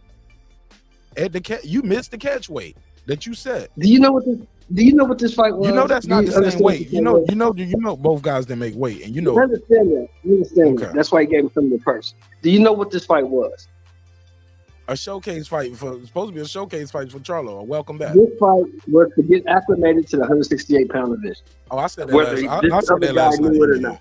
Yeah, I said that last night. Whether this other guy knew it or not, that's what this fight was. Right. Yeah, but I don't. And I don't give him credit That's for. I weird. don't. How do you get acclimated with a guy's way smaller than you? That don't make no Because sense. you get to feel what it feel like to weigh that much and throw punches. See how your But you jab don't- feel Exactly. with Yeah, but smaller not gloves. against another 168er though. Not against Yeah, somebody but- that's right, the that's same how weight you- as you. yeah. That's a big Yeah, difference. it ain't about feeling his punches. It's about seeing how Yeah. you feel. Moving around in the ring. Yeah. Yeah, moving around, throwing that Yeah, how you jab, your carry punch the weight. output. Like, because keep in mind, he cut weight just to make the 166. Because he was big So as think fuck. about this, and think about this. That's Foodie, right? So think about this. Who is in 168 besides Billy, Plant, and Benavidez and Canelo? Who else is there? Anthony Durrell. Name somebody. Darrell is not even. He's a non-motherfucking factor. Darrell's still fighting? I know. Yeah, exactly. Holy After shit. he got. He's not a factor. No, he's not He's really not a in the factor. top 10. Morrell. You didn't see him when we were out there this summer? You ain't seen him? You ain't talked to him? That don't have nothing to do with being in the top 10. He's Anthony not was there. right there beside me and you. When he slapped the guts out of the boy. He's not in the top 10. He's not Yeah, in what the about top 10. Morrell? How come no one wants to mention Morrell? Morrell's a big Yeah. freaking dude. Big big. dude. He's the WBA champion. He's the champion, Rachel. He's huge. Champions. Dude, okay, let me just put it this way. Saw him at He's BA. white. He'll probably be there again in 2 weeks. And him standing next to Vivo made Vivo look small. Yo, don't he look Yeah. taller than 6'1", yo? They got him listed Yeah. at 6 feet or 6'1". I'm like, yo, this nigga is not my height, yo. This nigga is not 6 feet tall, though. But think about I think this he's nigga- taller than 6'1". if he can't get a fight, shorter than y'all, if he can't 6'1"? get a fight, if he I'm can't not get a 6'1". fight, then I'm move not your 6'1". ass up. I Move think they your got him ass up listed to at 175. 6 feet, 6'1". Let me see. David Morrell. They got Carlos Adames. Yeah. If you can't think- get a I fight, think, move your I ass think to Cameron went up 175. to 175. This dude way taller than Like 6'1". Cameron son. He's taller than 6'1". This is old. These are old stats because he's such a young dude. They probably still got his old measurements. Well, if he can't get a fight at 168, move your ass up to 175 and get a fight. Why he got to move up? He's Hey, young. no, who's he gonna fight? Who's he gonna fight? Somebody gonna have to fight him. Oh, he's He fighting. got Fight minutes. Adames. He got the WBA regulars, so he gonna have You can fight minutes. Carlos Adames. He's Right. fighting this year. He's fighting in 2 weeks on a card in Minnesota. Yeah, he is fighting. He's fighting before the end of the year. I forgot about that. I like how they keeping him in Minnesota too, building his fan base. So I think they got to move him around a little bit. Got to move. Yeah, that him building only holds 4,500 people, so they do have to move him. Yeah, got to move him around. But he's fighting there at the end of the year, so he's fighting some guy that we And never his heard English of. is getting better too. I ain't gonna hold you. His English is getting very well. So I think that's gonna make some of the He American got a fans lot of like him time to more. practice. He got a lot of time to practice. He ain't been fighting nobody. Oh my God! See this nigga right here. I called him for this too. Shout out to my old What's boy he been David doing? Morrell, man. Y'all, he said he fight What's nobody. he been doing? What's he doing, shit? That nigga been going to fights. That's what he been doing. Exactly. So that's how he's learning English. Every He's time I talking go people. to a fight, I see David Morrell. I see him talking to somebody else at a fight. That nigga. He can fight Like, the he ear was fighter. He's a boxing fan. Shit. Yeah, Nothing he wrong is, with that. man. Hey, look, I think he likes the life too, because every time I see him, he dipped to the nines, man, with some fly shit on. I'm like, oh, this nigga got it. You done brought those Bro, out. That nigga brought out. think about that where nigga he had them comes suede from, bro. Pradas. I don't see this nigga with some fly shit on. Like he likes Think about where he he likes to comes be the from, star, Mark. and he gonna be a big star, yo. Mark, think about where he comes from. He's living the dream right Already. now. Think of where he comes from. Yeah. He Who are you comes talking about? from nothing. Morrell? David Morrell. Yeah, he comes from Everybody, nothing. damn near everybody in boxing comes from nothing. That ain't saying nothing. There's a bunch of Puerto Rican and Dominican fighters that don't come from nothing. So Yeah, but Cuba is bad because Cuba got some sanctions. Cuba is bad. They come from nothing. They ain't doing bad. I don't think They got some sanctions from the U.S. and the rest of the world. Cuba is bad. Cuba's bad. They come from nothing. To be over here and making money and can say what he want, can eat what he want without getting a voucher. Shit, that motherfucker No, doesn't I'm like just saying. I think it just speaks to his personal style. I don't think it has to do with that because look at fucking a lot of them. Like I said, they come from Cuba. There's a lot more Cuban fighters. I don't see them dressing. You don't see what's his name in the heavyweight. Ortiz don't be dressing like that. He's from Cuba, ain't he? Ortiz be having his little chains on. You ever seen him at the fight? That nigga got no swag. That nigga just buy a chain and put it on anything. That nigga He's still dressing like 2000. He's still dressing for the 99s and the 2000s. Right. Now y'all gotta remember too, the man is 60 years old. The man is 60 years old. Y'all gonna get off my man. He is not 60. Why y'all be doing him like that? Hey, I see some dapper dons at 60 years old, man. They be dressing with the Gators and all that shit. The Steve Harvey. But look, this is what I was trying to say. The nigga 9-0. I don't think he had no trouble. Morrell. Yeah. And I don't think he had no trouble. I don't think he had trouble making a weight. These other dudes gonna lead the division before he have to, right?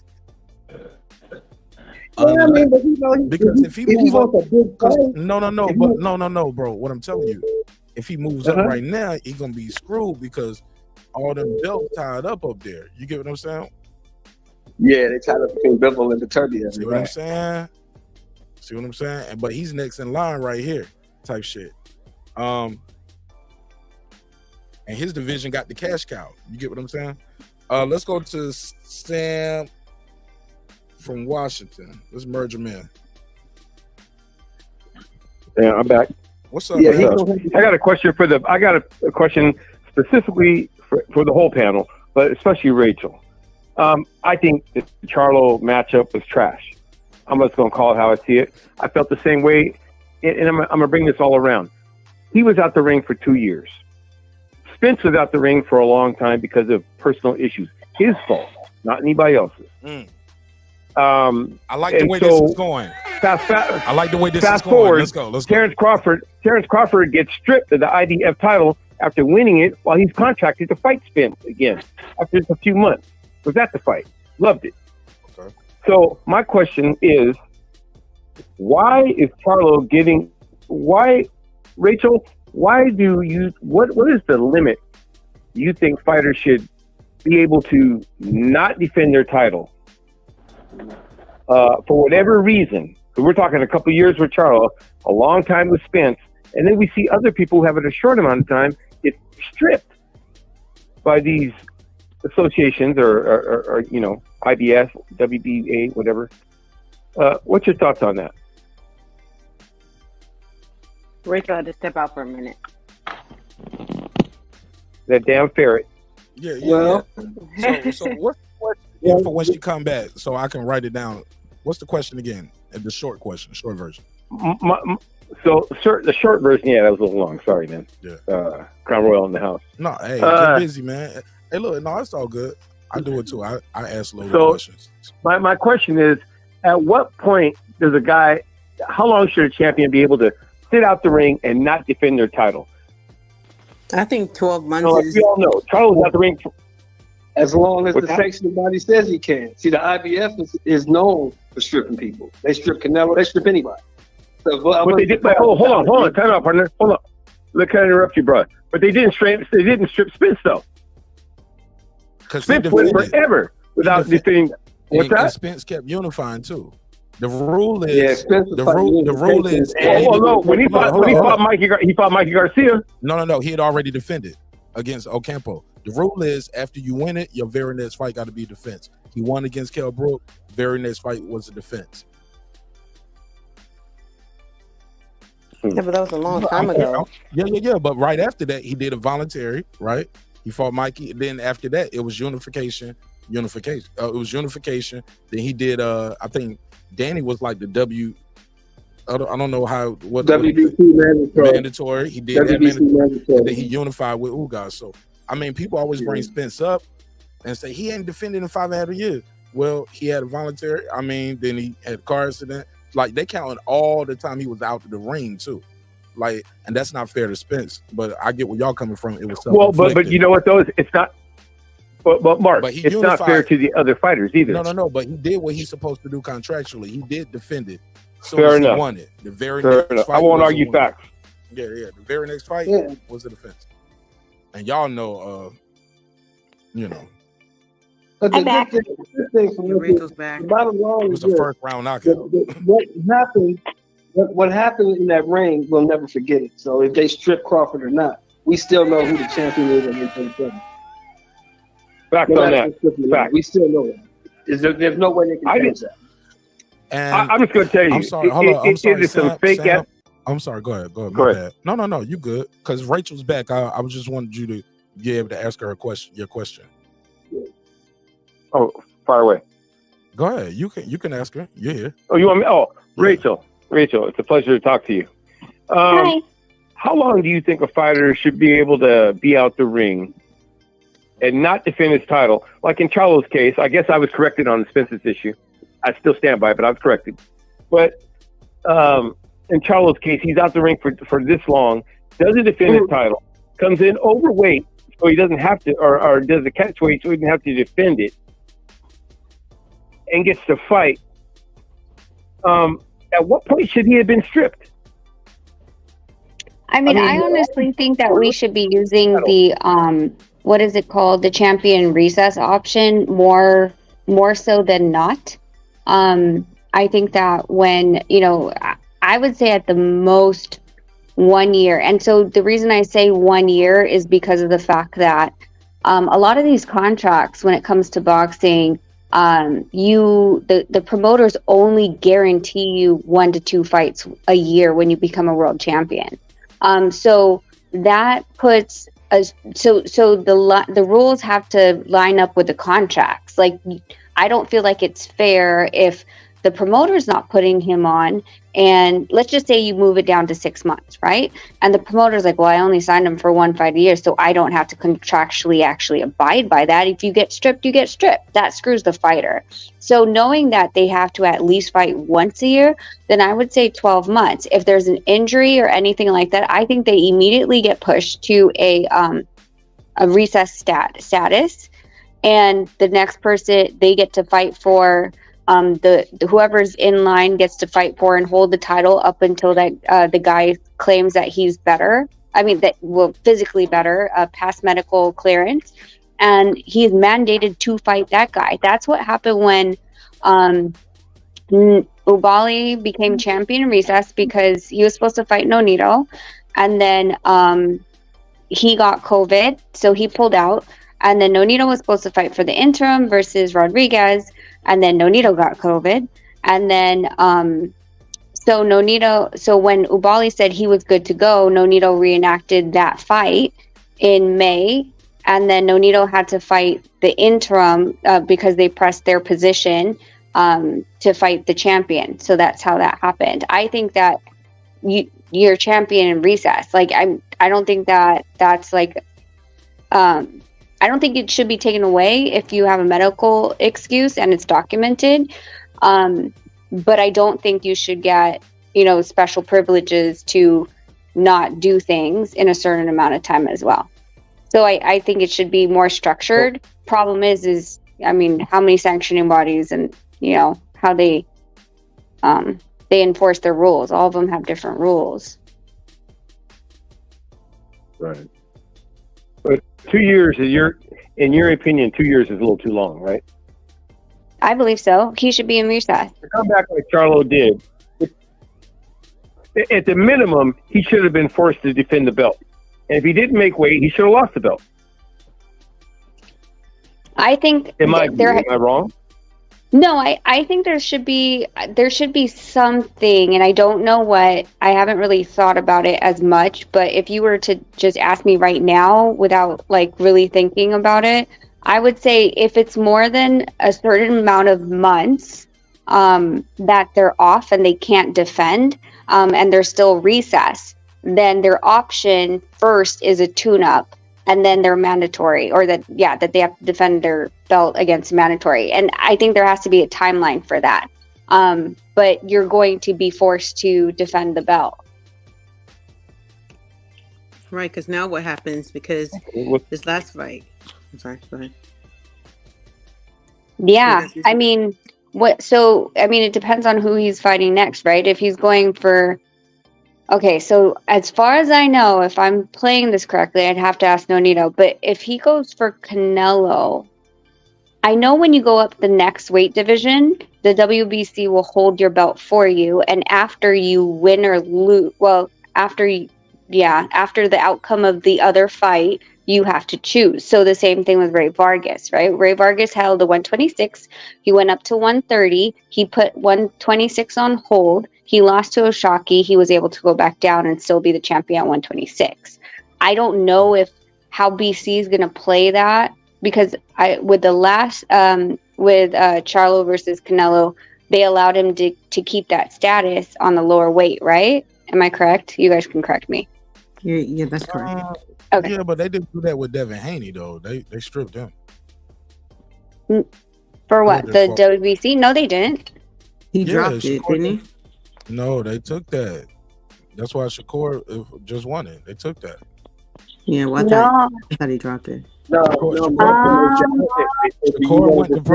Shakur went to purse bid. Oh, you know what? And that's when Devin dropped the belt. Yeah, but they did. But he didn't have. Do you want to fight defend his belt against him? It was or do you want to go up to 140 and Devin pick 140? But why they couldn't do what Rachel just said? Like, okay, I'll keep it on ice for you. Go see what happens at 140. Then come back or decide what you want to do. Wait, you're sure they didn't keep it on ice? He's not. No, because Shakur Stevenson just won different people differently. They treat different people differently. I gotta check if they put it on ice or not. Because the last thing I saw, he just Shakur Stevenson just won it last week against De Los Santos. Yeah, if Shakur fought for it, they couldn't have put it on ice if he fought for it. Yeah, and now he's the champion. Full champion, not interim. Full champion. Not email. Not email. I'd have to look. Honestly, I'd have to look. But if I'll take you guys' word for it, I don't know. They treat people because I thought WBC said that he had to decide. I don't know. I don't know. 4 hours to decide, and then because. Okay, he made Shakur. Here's the storyline. It's 25% Shakur, and this is both of their stories combined. Shakur was like, I didn't think that was fair. I think I'm worth more than that. So I didn't duck the fight. I told the sanctioning body, do your job. Let's go to the purse bid then. And that's when Devin said, well, I'm going to 140. I'm not about to do the thing with you. And I'll offer you 25%. So he fighting him. So I don't know if that's considered a drop or a strip. So he had 24 hours to decide. Right, that's what I think Rachel really brought up. So that he go up to 140. Yeah, I think he's like, fuck it, I want it. Yeah, he dropped it because same thing. So I'm saying correct. Nothing can change what we saw. Nothing can change what we saw against Lomachenko and what we saw in Australia. Everybody knows who the champion is at 135. Right. Nobody can change that. But I don't see wait. Can you guys double check this? Because this is what I have in mind.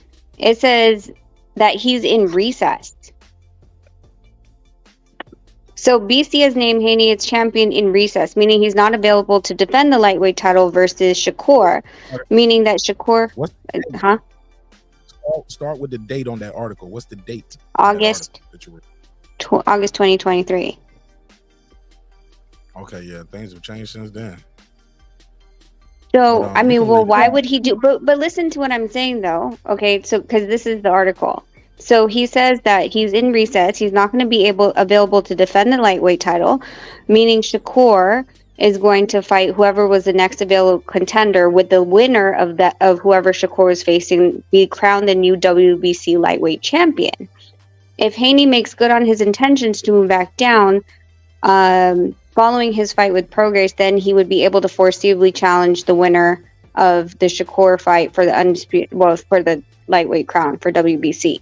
So from what I understood, he put it on hold, and that's what I meant, on hold, right? And then is going to fight Regis, and then he has to decide at that point. He can't hold two. But I mean, I don't know if anything's Can we find it somewhere that says if he's in the recent? Maybe WBC's website. Hold on, because WBC just had their convention. WBC. I'll go to their website. But while we're doing that, go ahead, Foodie.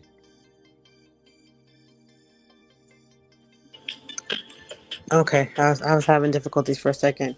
My question is now, like, since Jermall is held on to the BC at 140 for so long, and we are assuming, we don't know for sure if he's going to go up to 168, but it looks that way. He's had it so long. Like, what are they going to do with it now? Is he going to have to drop the belt? They're going to strip him so that what's that other dude? Anyway, the one that just unified at 160, so he could fight for the belt. It would be Adamas if we get the belt because he's been in line for that belt for a long time. He actually petitioned the WBC and they denied him. So it'd be Carlos Adamas. Okay. If they make him drop it, because how WBC moving, we can't. We got to expect the unexpected because we can't go by their rule book because they don't always follow it. Yeah, we see that. So on the WBC website, it has vacant still. Yeah. And Haney is champion in recess. Haney's champion in recess. Haney's champion in recess. Which means he can come back down. The only thing is, though, Haney just said something the other day, said he would come back to 135 for Tank. He basically kind of said he would only really come back for Tank for the 135, which is, I think he's just trying to keep the belts for leverage purposes. I don't think he really intends to fight at 135 unless he fights Tank. And I need to see these WBC rankings. This isn't updated. The last update on their website is 22 September. And we are in 26 November, so it's not updated. So we need to get that. Brim, you got to fix that audio. It's almost too close now. Turn or move it. You don't have to get so close to the mic. I can't. It's a headset, bro. Let me turn my mic down. Better. I could look back over the footage of the rating ceremony at WBC. That was last month, and if they put him as champion in recess, then that gives you your answer that he still holds some sort of position or crown, even though there's an active champion now. Did Shakur just win the WBC? I thought so. Yeah. He won the WBC, and Haney is a champion in recess. So if he wants to, he can go back and get that belt. But I personally, especially after listening to his conversation that he had the other day, I don't think the only person I think he's going to fight at 135 is Tank. I think he's just trying to keep the belts for leverage purposes. But I could be wrong. But I don't think he's going to fight Shakur for that belt. I think the only person he's going to probably fight at 135 is Tank. That's what it looks like. Yeah, but it's just more so the fact that he can say that he has that position, right?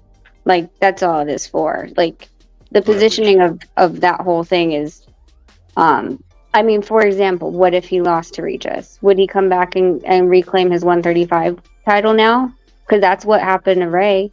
Ray went up to and fought Oshaki. He lost. He came back and reclaimed his title back at 126.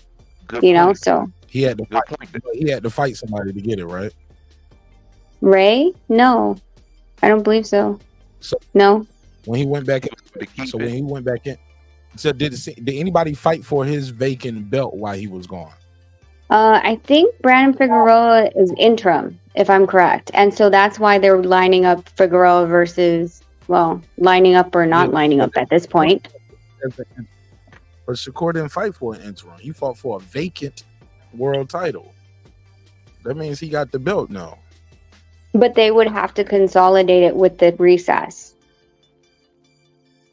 The champion in recess doesn't lose, he doesn't go down to 10 or 3. I need an updated article of that, because that article you're talking about, like you said, is from August, and these WBC rankings on their website are before the Shakur Stevenson fight. They're September the 22nd last month. He just fought this month, a couple weeks ago, November the 16th. So none of this information is updated. Is that fair? Yeah, that's fair. But whether or not Shakur took the belt as the champion or the other guy, Devin already placed his in recess. So that move was already done. It's not going to move unless Haney says, drop my champion in recess status. I don't want my 135 title anymore. That's the only way you're going to take that away from him. Basically, when they put him in, Or if he drops the belt. But if he drops the belt, though, right? That's what you mean? Or they? Yeah, if he drops his champion recess belt, then that's the only way he's going to get out of that ranking. So, Rachel, the recess is what allows him to maintain his number one status, even though Shakur won the belt. He just has the option to be able to fight for it immediately if he wants to. That's what the recess is for, correct? Yeah. It's like an insurance. If anything happens with Regis and he has no place up there, then he can come back down. But when I go to the WBC website, even when now I scroll all the way to the top, I don't even see him as champion at all. They say his belt. Somebody got. I'm feeding back in. I see his belt is vacant. They got Shakur number 1. That just hasn't been updated. Yeah, no. But even the update, like it hasn't been updated to have Shakur as the champion. But this is as of September. They has his belt as vacant. So this is more updated than that article that you got from August. This is September, so I'm gonna find out real quick. But in September the 22nd, that belt was vacant, and Shakur's number 1, Frank Martin's number 2, Loma's 3, and this is September. I know, but that's what I'm saying. So Mauricio said it in August, and in September they published it. So they August 3rd, 2023, August 3. Okay. So they updated the September rankings, taking Haney as the current and putting him down to recess. That's why that vacant spot's open.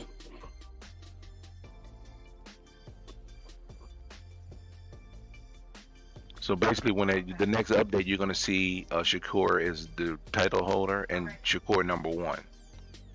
Shakur title holder and Devin Haney champion in recess. I don't know if Mark can bring up the website so you can see it, but it basically says champion in recess on the WBC website. All right, I'm on right here. Lightweight, Devin Haney champion in recess right here under vacant belt.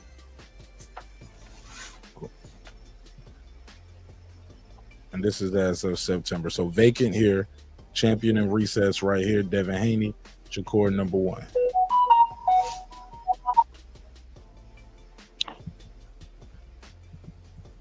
Go ahead, pass it around. Yo, I'm gonna say this. Shakur is the actual. Remember, this situation happened with the WBA with Ugas, right? When he was the WBA guy, and they said Manny Pacquiao was in recess. When that fight got introduced, when those two dudes fought, who they said was the champion? Ugas. So, and when Shakur won that fight, they literally said Shakur was the actual champion. Like, it was like no silver, no intermediate, no none of that. They just said he was the actual champion. So if something else comes up in the future, not to mention, I don't even think Devin Haney is going back down the way he's talking. He said he only going back down for one guy, and that's Tank. So I don't. Yeah. It's still a bargaining chip. That's all it is. It's insurance, guys. That's all it is. Yeah, that's all. It's all for leverage. He will hold to the belts for leverage purposes, so he can be able to go to the best way. Brent, beam out and beam back in. Let's see if that'll work. Beam out and beam back Let in. me ask you this. Go ahead. Let me ask you this. Who do you guys think is the lightweight champion of the world right now? In your opinion, who's the lightweight champion of the world? Devin Haney. Exactly. Until somebody beats Devin Haney, they're not the champion. Or until he fully vacates all those belts. Exactly. But he still got all the hardware except for one belt. Yeah. Go ahead, Bram. Let me hear you now. Bram, go ahead. What was you saying earlier? Okay, can't hear him at all now. Go ahead, Bo. Yeah. Bo, got Bo here. Rachel, got my boy Shohjahon on the phone. Phone lines are open 44692-1766, 404-692-1766. My boy Tank the Sweet Signs Exam. He said Rachel's 100% correct on Devin being champion in recess. She is. And he said gives Devin the opportunity to fight for the WBC lightweight. Yes, they did. He did. Sheldon, let me mute you real quick, man. That's all right. Lightweight champion, which could give Devin an opportunity to become a 2-time undisputed at 135. That is true. I don't know. I don't know how that works though. Would that count, Rachel, as 2-time undisputed? Yeah. Well, he's still a champion in recess. I don't know if that's the same thing of somebody else being a full champion like Tim Tszyu. Like Boots says? Or Boots or Tim Tszyu. Like that they the full champ. Like not these guys aren't champion in recess. You get what I'm saying, Rachel? Right. Would that wouldn't count as 2-time undisputed, right? Sorry, I'm back. Away too. Man, this damn ferret, man. He's trying to get himself killed. What? I'm sorry, what? Man, I was talking to Brad, you not responding. I'm talking to you, you not responding. I'm like, nigga, what are we doing here? I literally texted on the back. I said, be right back. Yeah, I'm good. We good, man. We're good. I didn't see it. Okay, what was your question? So here's the question, right? If Hayden comes back down, he comes back down, and he fights Shakur for the title, would that make him 2-time undisputed because he's champion in recess right now? I don't think so. I don't think so. I don't think so. That sounds weird. No.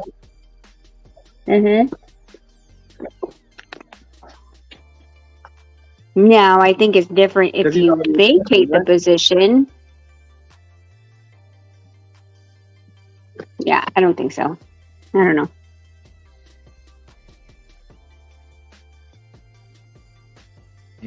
What y'all think about Hector Luis Garcia losing to Roach today?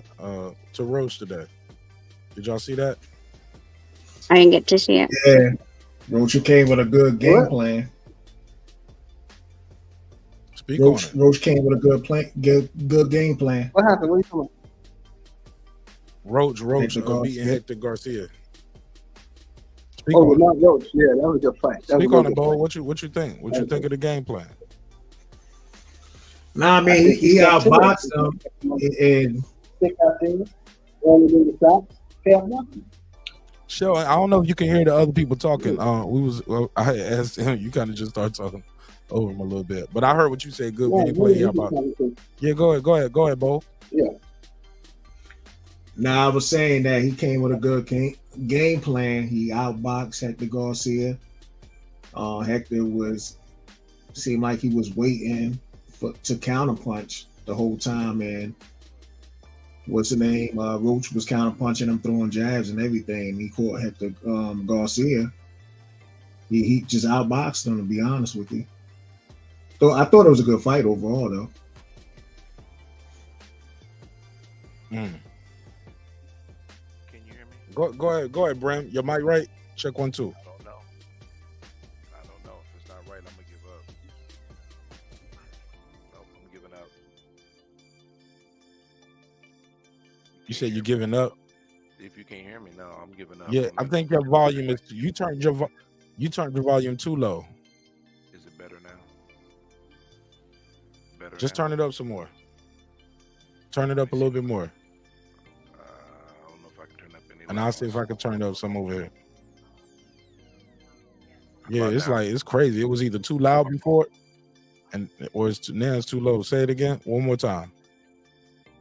Hey, I'm trying to turn your volume up over here, and you turn it down. Go ahead. I tried to turn it up. Can you hear me? Check 1 2. There you go. You good. You good. There you go. All right. Man, you got the perfect. Go ahead. That was my upsets. My one upset that came through. You know, so I picked 3 upsets tonight, and only one of them got the job done. I had a feeling that he was going to lose that fight. I mean, he had fought since January. You know, I just had a feeling he was going to lose. I didn't really have anything really basis on my pick. I just had a feeling he was going to lose. You know, and he did. You know, good luck to him moving forward. I hope he gets his get back, because he's a solid fighter.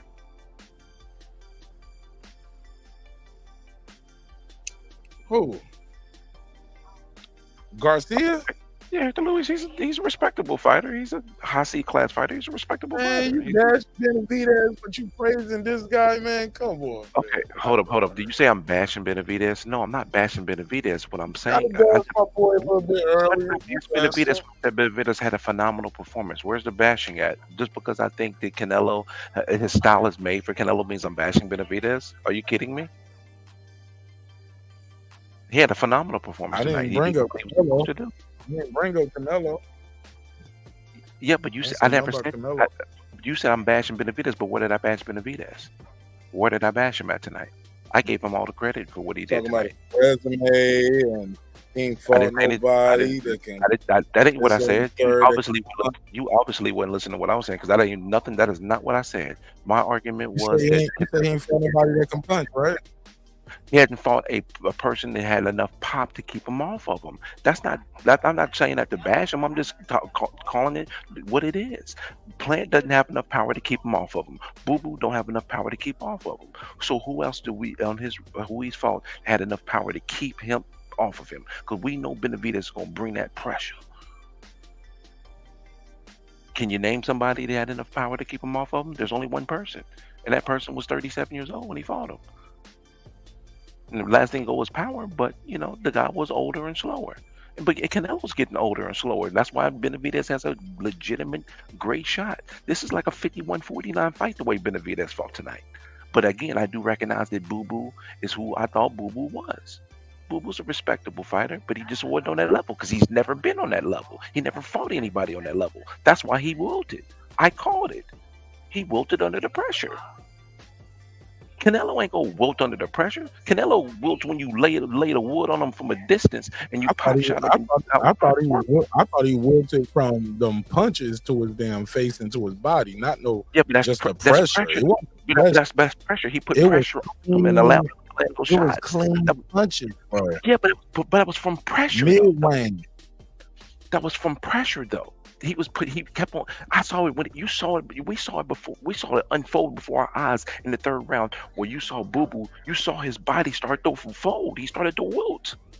He was like a beautiful flower when the fight started, and the flowers just started falling off. The petals falling off because Benavidez was putting that pressure, landing those shots on him, and he had never been in that position before. And that's what I said was going to happen. But Benavidez wasn't here. Let me help you. Benavidez wasn't letting him breathe. Yeah. And that's what he means by pressure. Like, not like any other type of pressure, but just when they don't let you breathe, then a fighter has issues. Like, first of all, you better have damn good legs to keep running all night, because you have to move with a fighter that's just going to continuously not let you breathe and then be right in your face. That type of fight gets extremely exhausting quick. Facts. I think is what you were talking about.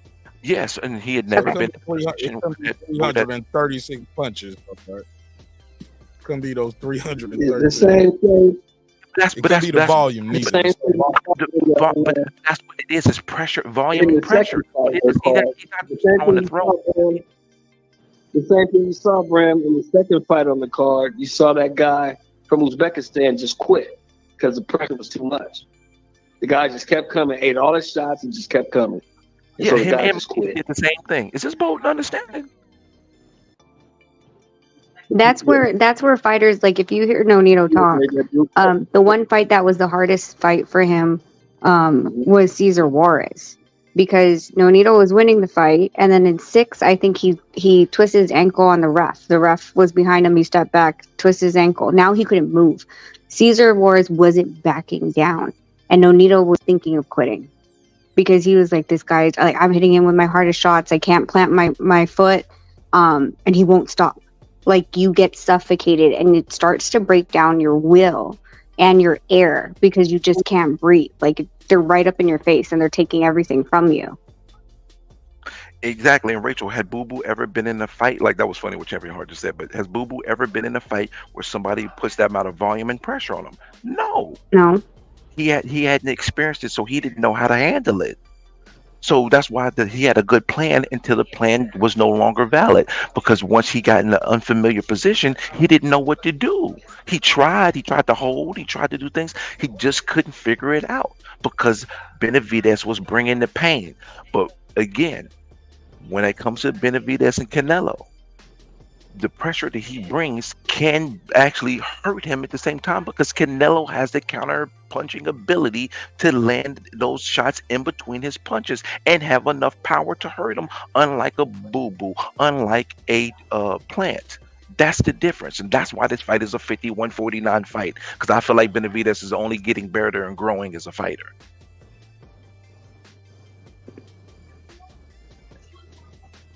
Does that make sense to you, Mark?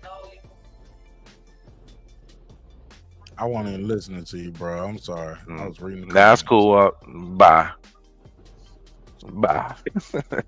Please, Rachel understands. That's all that matters. Yeah, bro, it's a big audience, bro. It ain't just me here. Tank the Sweet Signs of Devin said, as of November the 25th, Devin is the official undisputed champion at lightweight? ? He said, as of today, is Devin the official undisputed champion at lightweight? If the answer to that is no, that means in order to become undisputed again, he has to become the WBC champ. So I guess he's trying to further substantiate his point that, yes, he will be a 2-time undisputed. So he's challenging you guys on that. I mean, you can challenge me. I would have to go through all of the rule books and all this stuff, and I don't feel like I have the energy to do that right now. I'm just going off of the things I know. So, I mean, I can ask I'm going to WBA in 2 weeks. I can ask them, like, what's going on with Haney's belt over here?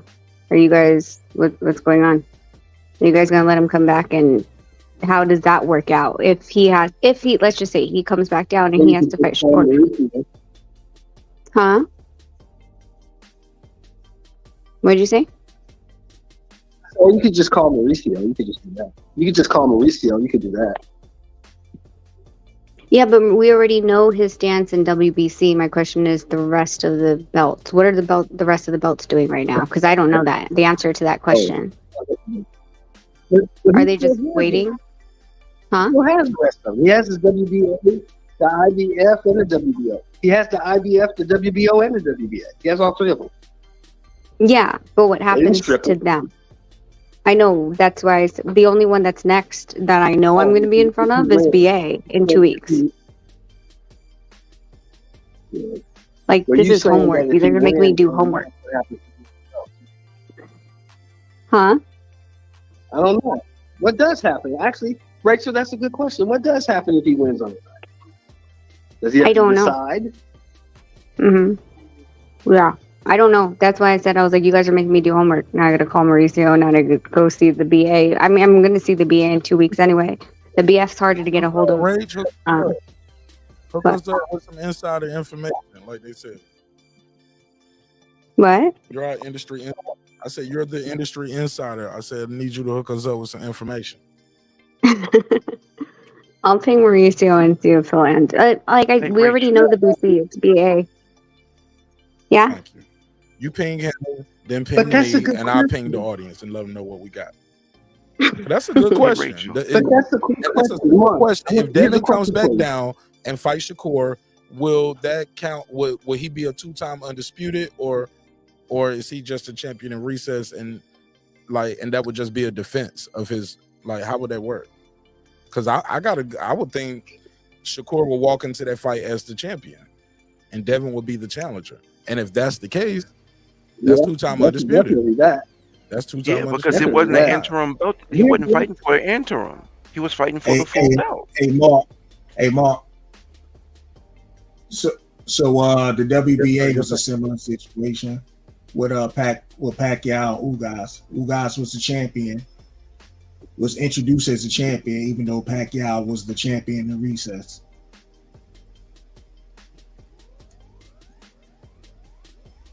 There you go.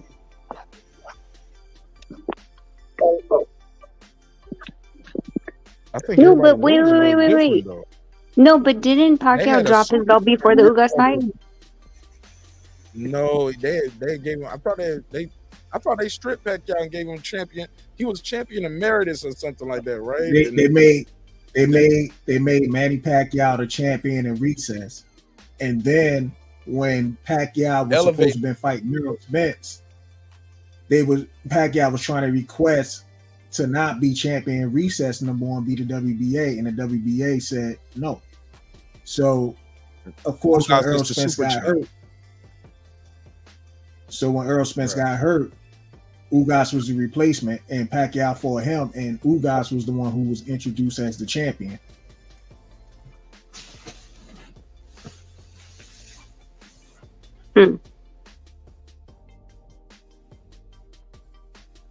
And like I said, the question is, what are the other belts doing? What are they placing him as? And I'll find out at either if I talk to, I don't know if Gilberto's assistant would know because she's pinging me, but if not, I'll ask Roberto at the WBA, or it'll be announced at the ratings and the mandatory conversation, the whatever you call it.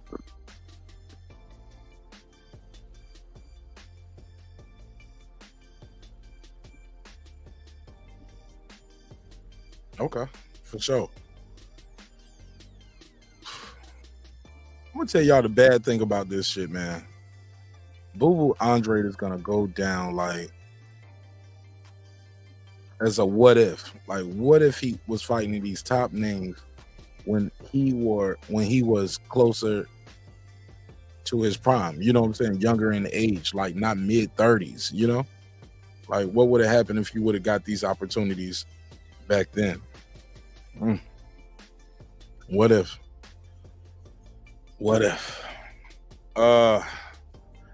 Good fight. I'm proud of both of these guys for even taking this fight and making this fight happen. Nowadays, it seems like it's hard for undefeated fighters to get into the ring. Most guys do a lot of talking instead of actually stepping into the ring. And this was a good fight while it lasted. Got stopped in 6, but I'm not mad at the performance. I disagree with the people out there that say Boo Boo quit. He definitely didn't quit. He was getting his ass kicked, and they stopped the fight for his safety and health. But I enjoyed the fight. I didn't think they had to stop it that quick. That's just me. And then did I think he was about to win? It was a competitive fight.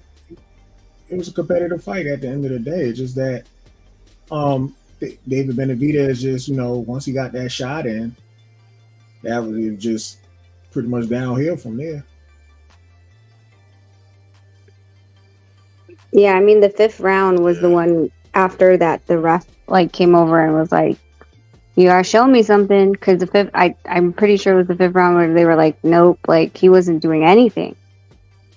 And then the 6th, he had hit him with that flurry, that uppercut, and that's because David got really proud, right? He was like, dude, this guy's not gonna show me anything. He's not hitting me with anything that's gonna make me respect his power. So he was walking in literally just straight square at that point. But it wasn't Boo Boo that.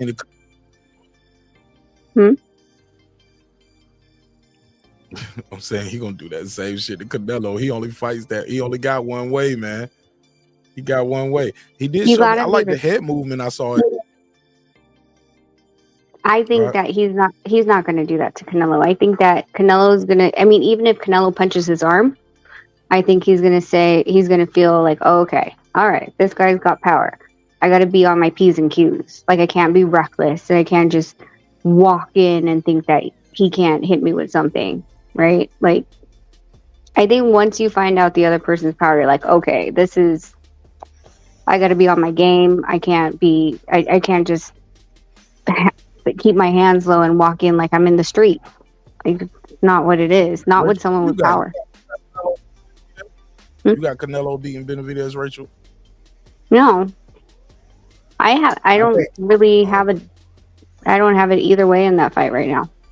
I think Canelo loads up on his punches too much. And Canelo don't even throw combinations anymore. Benavidez once Canelo throw that 1-2 shots on the arm, Benavidez is gonna come right back at him and put pressure on him the whole time. And you know, when you put pressure on Canelo, he doesn't even throw punches. Like Vivo put pressure on Canelo, and Canelo ain't throwing any punches. It was only when Vivo stopped punching, that's when Canelo load up and try to throw one to the arm. Benavidez is freight train. He's going to keep coming. And as long as he keep coming to Canelo, Canelo's going to gas out.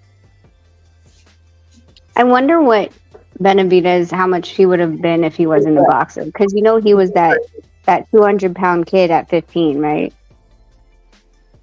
Shit, I heard he was down there pushing 300. At 15? Nah, But think back, I thought they said he was think back pushing to almost that, like to that business. Think back to that business. What? Shelton, we don't know what you just said. What was Canelo's biggest issue? Yeah, I think David Benavidez was like almost 300 pounds when he was younger, right? When he was like 275, something like that, or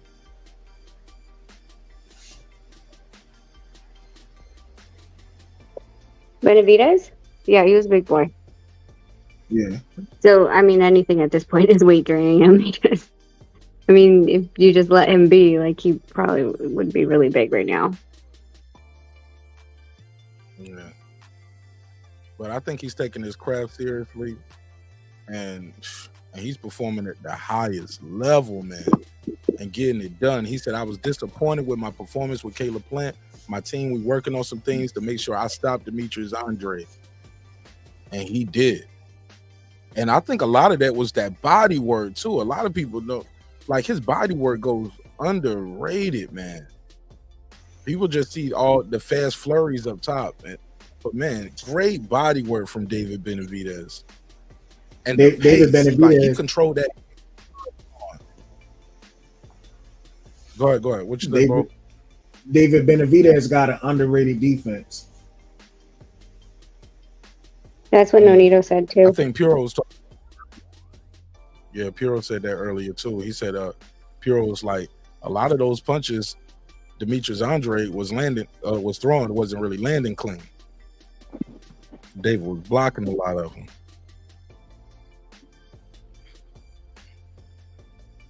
Yep. Said the kid is back. Already won the lawsuit. What lawsuit, Ray? Oh, no, he was saying something about the McGregor versus Pacquiao. Well, McGregor's team versus Pacquiao. He was saying something about that Pacquiao stuff was confusing. I'm sure he was trying to fight McGregor. Now they're suing him. And I said, that's already a lawsuit that's already done. Pacquiao lost that lawsuit. He lost the fucking lawsuit. He was trying to sue? Well, McGregor's had team. a broken leg anyway. That I think that happened after he was supposed to fight McGregor. Paradigm, I think was the name. Paradigm is McGregor's like management company or whatever.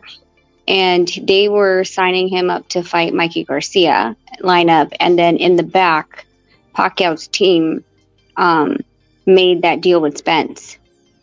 And so it took Mikey out of the running, but McGregor's team had the contract. So they tried to stop the Spence fight, but the judge wasn't going to put an injunction in it.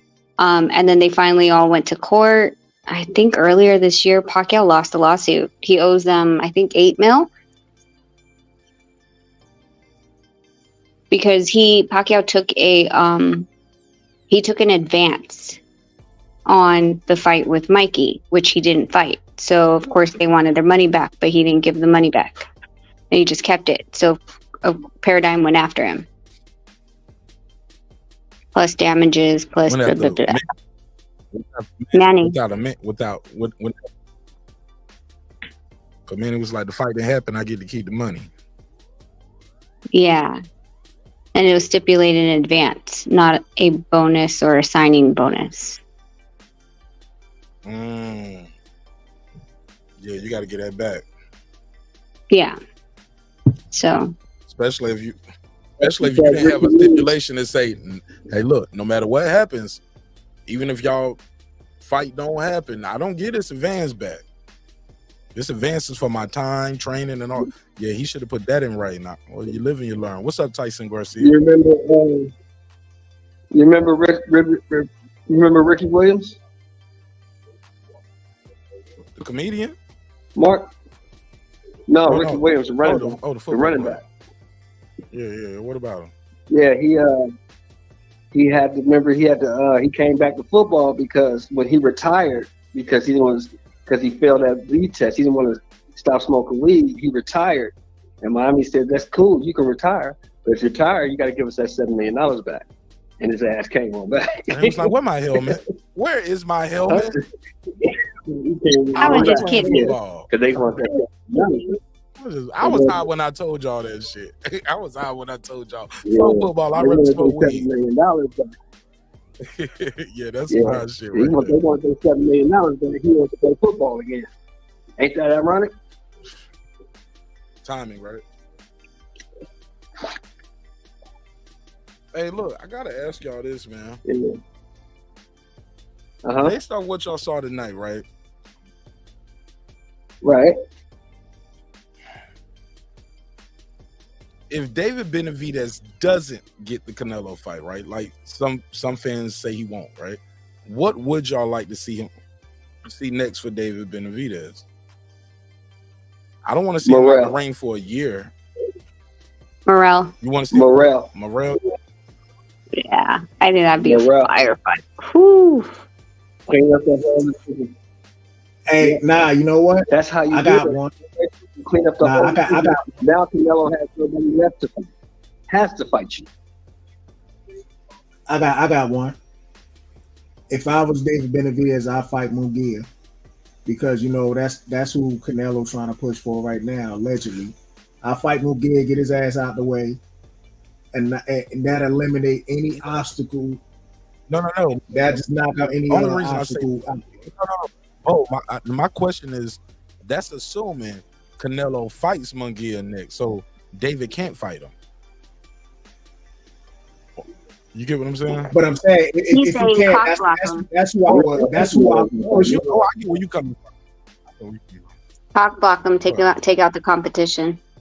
That's what he's saying. I would get him because Munguia, even though I don't rate him high. He has a huge ass fan base, so I'll take his ass out, eliminate any excuses.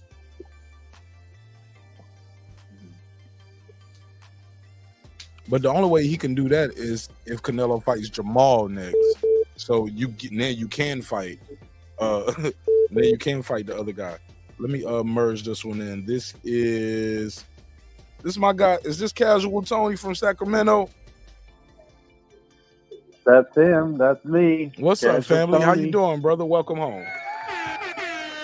Thanks for everything, man, that you do to support the show behind the scenes too, Tony. I appreciate you. Yeah. Talk to me, man. What you think of the fight tonight, Holmes? It was an excellent fight. He just showed the world why he's the number one 168-pound fighter. No question about it. Speak on it. Yeah, go ahead. I would like to see him. I want to see him fight Jermall Charlo just to get rid of the competition. Him or even Morel next, because it does seem like Canelo might be fighting Jaime Munguia. And if he does fight him in May, David is going to have to go after Charlo or Morel just to get rid of the competition. Because if Canelo beats Munguia and David eliminates everybody else, there's no one really else to fight except David. He'll have no choice. But I don't think Charlo's fight David at all. No way. I don't know. You know what? Jermall, he looked good. He looked pretty good, but the way he was talking, I don't know, makes me question if he should continue fighting. It's the way he was talking. I don't know. In the after the fight, Yeah. It was a lot of emotions. It was a lot of emotion there. Been out of the ring 2.5 years. You wonder if you still got it. fans are doubting if you still got it. I can understand the emotions that he went through. Mm-hmm. And yeah, I have David obviously winning the Canelo fight if he does fight him.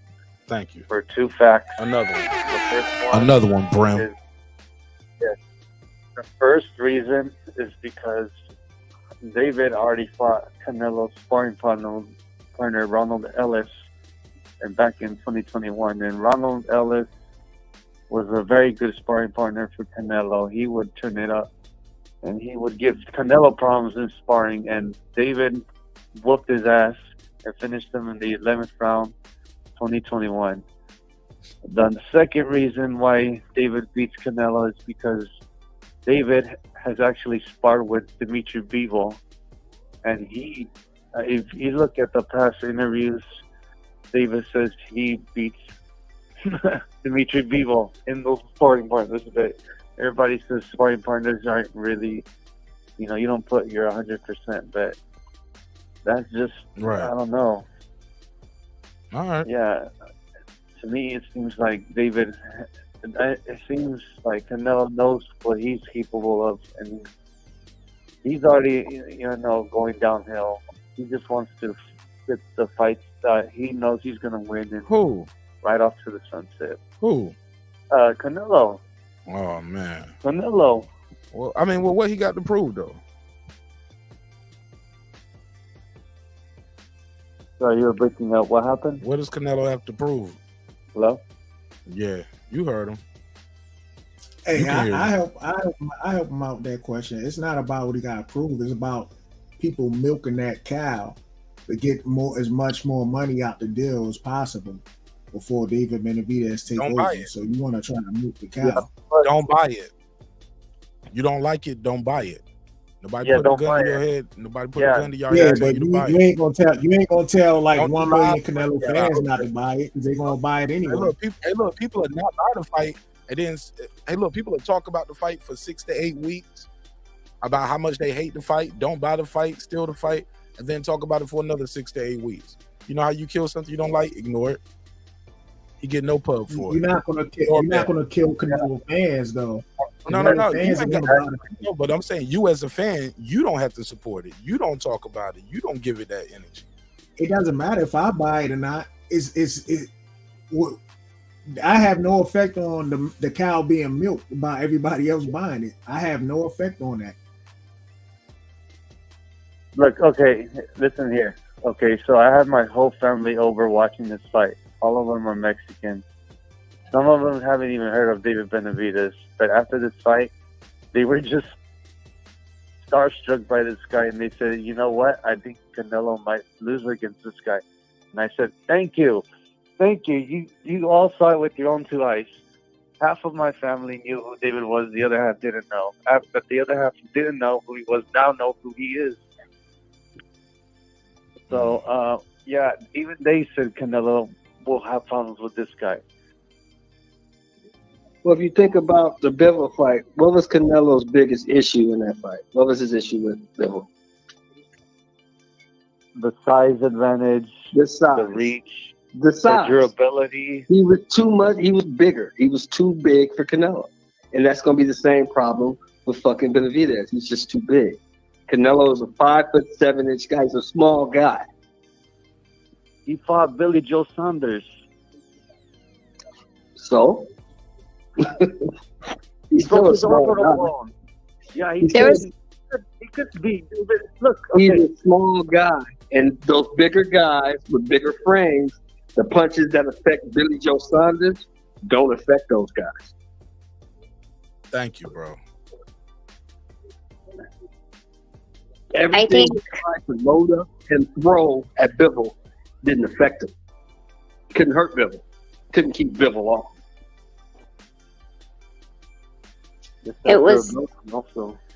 And I think actually, I thought Bivol took it easy on Canelo. To be honest with you, Canelo was too small for Bivol.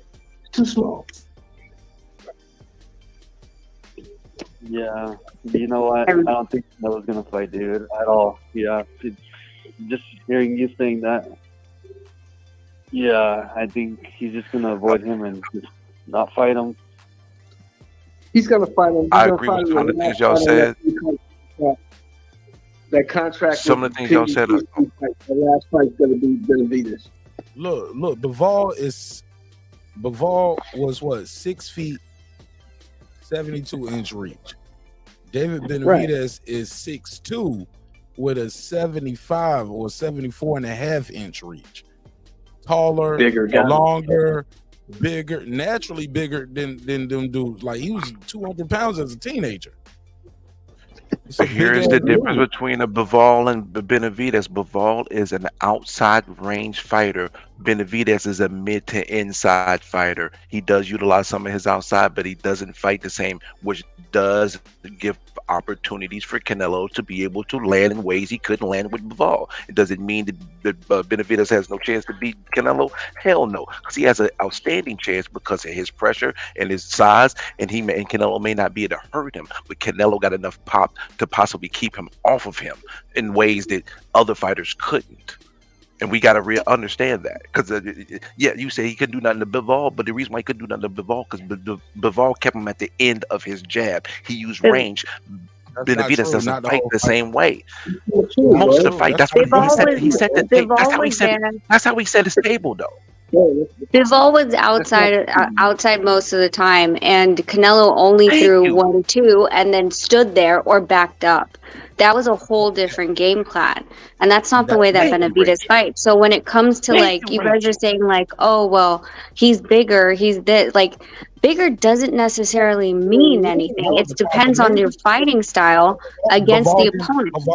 Bivol was throwing combinations. But he was out before Canelo was there. And he was doing it from the outside. He did it from the outside to inside. Benavidez is an inside to outside fighter. Wait, Canelo only. Look, if you punches on Canelo don't throw back. Correct. Canelo only pressed the gas on the first 40 seconds of every single round in that fight. I timed it. And it went, actually, I think it was 50 seconds in the first and in the rounds. And then when it came to like 4, 5, or 6, then his punch, his stamina went down to 40 seconds, the first 40 seconds of each round. Then he couldn't hold with Bivol. So that plays a factor as well. So whatever Canelo didn't do, he couldn't counter Bivol. No. Bivol would shoot like the right. Canelo would counter with the right, and then Bivol would counter with a left hook. Anytime Canelo threw his right hand, Bivol had that left hook on speed dial, real quick, bang! It was just from distance, but from distance, it was from distance. He set the table from distance. Everything that Bivol did against Canelo was based off utilizing his distance. But Benavidez does not fight the same way. Brammer, you're not even listening. Like you got Rachel, thank you for being the only one with sense. Thank you, Rachel. And then you just been rude. Look, he's the shorter guy with the shorter reach. He has to be closer to Bivol for him to hit Bivol. Do you understand that?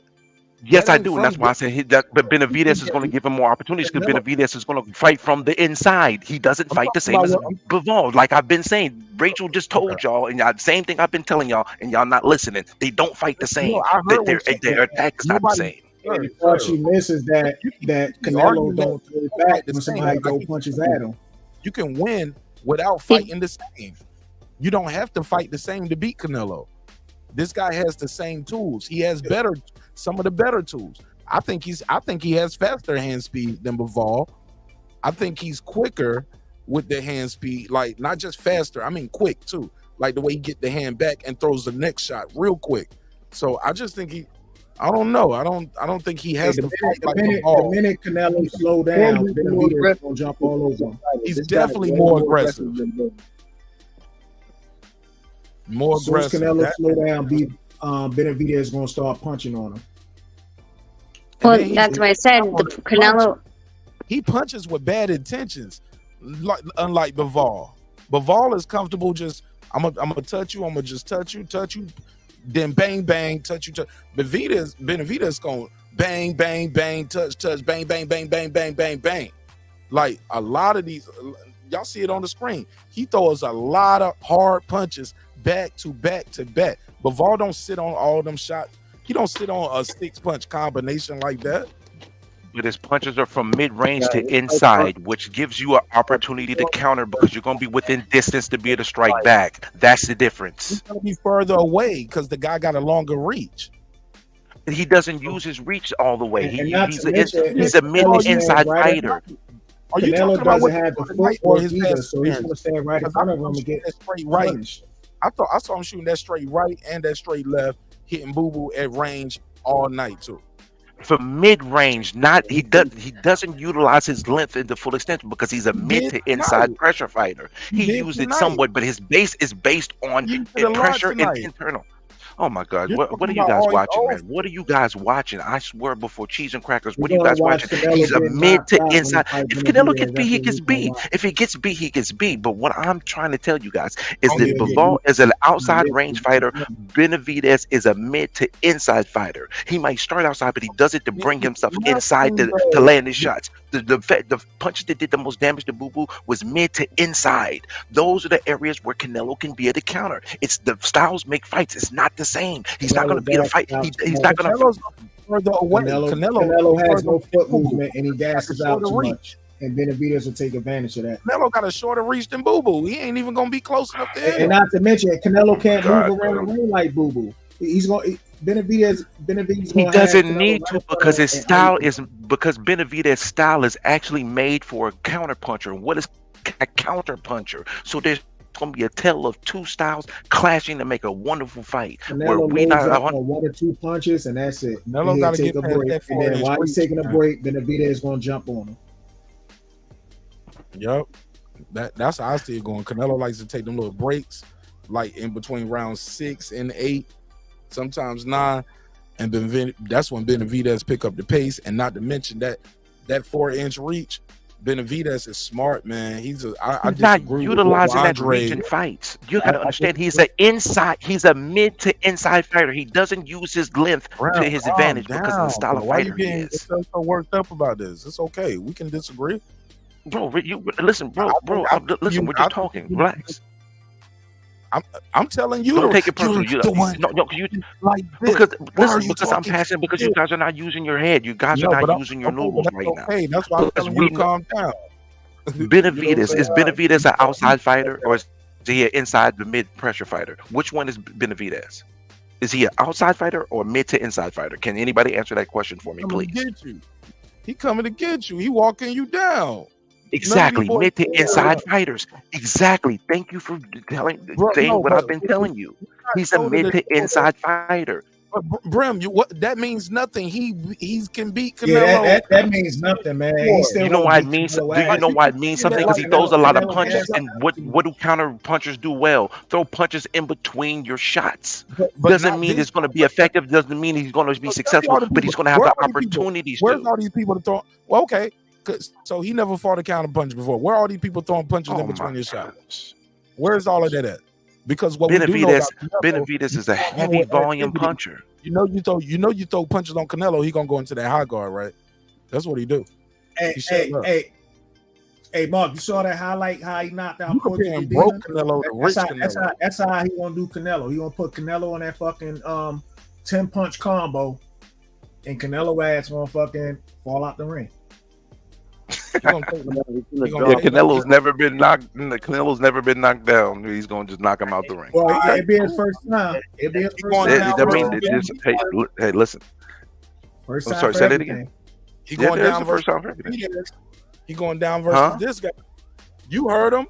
He going down versus this guy. He might. Benavidez showed me something tonight. He took it another notch. I'm going to give him credit, but I do understand the dynamics of their styles, and there's going to be some Benavidez advantages, but some of those things that he does, there's going to be opportunities for Canelo as well, because his style of fighting. He's not going to fight from the outside against Canelo. He's going to bring it to him, and that's going to present opportunities. With all this pressure, man? If he lands the right shot in between, his punches, then he ain't going to have to worry about his gas tank, because if Benavidez gets hurt by a good shot from him, Benavidez is going to be in a territory he's never been in before, just like Boo Boo was in a territory he'd never been in before. To lay down. That's the only opportunity been brought before. Say what, Bo? Who rocked Benavidez? The one time he got knocked down was a flash knockdown. When has Benavidez been Hold on, rocked? somebody else was talking. I heard you. What you say, Bo? Or I is said that the Tony? only opportunity Canelo got is that he's going to lie down. That's it. Huh? Say it again. I said the only opportunity Canelo got is that he's going to lie down. What you mean? You think Canelo gonna quit now? Hey, damn, man. After Benavidez put that we that hate arm on, he gonna lay his ass down. No, I don't think he no quitter. Why you think he gonna quit? I ain't say quit. I say he gonna lay down. He gonna knock his ass down. That's what's gonna happen. Bold not understanding right now, man. I gotta call you bold and I'm not understanding right now, bro. No. Hey, I'm just letting you know, man. Canelo be gassing out too much. Calling all night, Grim. So whatever comes back your way, come your way. Whether it's bro, his name is bold and understanding. I said bold and understanding. If he said biased fan, that is not a big deal. But if he called me biased fan, that's not a big deal. That's not personal. It's just play on the name. It's just a play on the name. It's not talking about his life, Marcus. I don't need you to tell me that. Thank you. I didn't bring that up. You brought that up. I didn't bring that biased part. fan. He said he didn't call you biased fan. I know you didn't call him biased fan. I didn't say he did, but I said if he did, it wouldn't be no big deal. That's just a play on the name. That's not a person. That's not personal to your life. That's not the same, bro. Come on, stop the madness. Please. Nobody brought up nothing personal to your life. I'm just saying in general, like you first started with the name call. But if he joked with me and said, "Bun bias fan, please, you the biased man," that wouldn't be no big deal. We just talk a little shit and keep it moving. That's not a big deal. All right. It's not personal, bro. So you pick. That's not personal. That's not personal, bro. If he talks about my name, he's playing on my name. His name is Bold. His nickname, his name was Bold and Understand. I said Bold, I'm not understanding. That's if he played it on my name, that's not a big deal. That's not personal to your life. And nobody's talking about that shit with the life shit. I'm just saying in general. You the first. I can handle it in general. No, I only get pissed off when you go personal and talk about people's life, and you tell a person, "Hey, listen from the jump street. This is real shit. I'm not joking about it. But if you're joking on my name, that's not a big deal. Come on, Mark. You got to understand the two. The two are completely different things. You don't get to pick and choose the rules, though, bro. Oh, I don't get to pick and choose the rules. So you can joke about people's real life, but if I joke about a name, it's not the same. Okay, that's cool. You got it. You got it, Mark. You got it, Mark. No, once we say, don't. Let's just keep it boxing, and we talk boxing, and then somebody start cracking jokes. Then somebody, you don't know the limits of other people's jokes. You get what I'm saying? That's all I'm trying to say, bro. Because I don't see Bold up here too often. You get what I'm saying? I've talked to Bold multiple times on more than one platform. Yeah, I haven't seen Bold in a while. I'm glad he's here. I haven't seen Bold in a while. I'm talking. Go ahead, Bo. Nah, I'm gonna put it like this, like I was saying earlier, man. Canelo, he's not a mover. He loads up, then he gotta rest and recharge up. And while he's recharging, Benavidez gonna be on that ass, man. And that's gonna be the real problem for Canelo right there. So I think Canelo gotta make a business move. He's gonna have to vacate the belt. No. Can I say something here? Wait. Can I say something here? Speak up, though. Speak up. Okay, so I know people say the first. Move the mic, Tony. Tony, get closer to the mic. Move. How about now? There you go. How about now? There you go. So I think, so people say the pressure's on Canelo, but I think the real pressure is on Mauricio Suleiman, president of the WBC. It's up to him to either strip Canelo because he's going to fight Munguia, and if not, then Mauricio's going to have to talk to Canelo and say, hey, people want this fight. You're going to have to fight him. So it's really up to Mauricio to, pressure Canelo. The pressure's on him. If he doesn't strip Canelo, he's going to look bad on him. I agree with that because they have it set up for his mandatory. He has to meet his mandatory in May with the WBC. So if he doesn't fight Benavidez next, then yeah, I believe they should give him Benavidez the full title because Benavidez has been in the loop for 2 years. I agree. And Canelo doesn't have to fight him, and just end it right there. Well, I know they're gonna fight though. They're gonna fight. Either I would prefer it to be the next fight, but they're gonna fight. It's too much money in the fight. it's too much. Now it's too much hype, too much money in it. They're gonna fight. I'd rather it be May, but it may be September. But I'd rather it be May because if he fights Munguia, I'm not gonna be interested.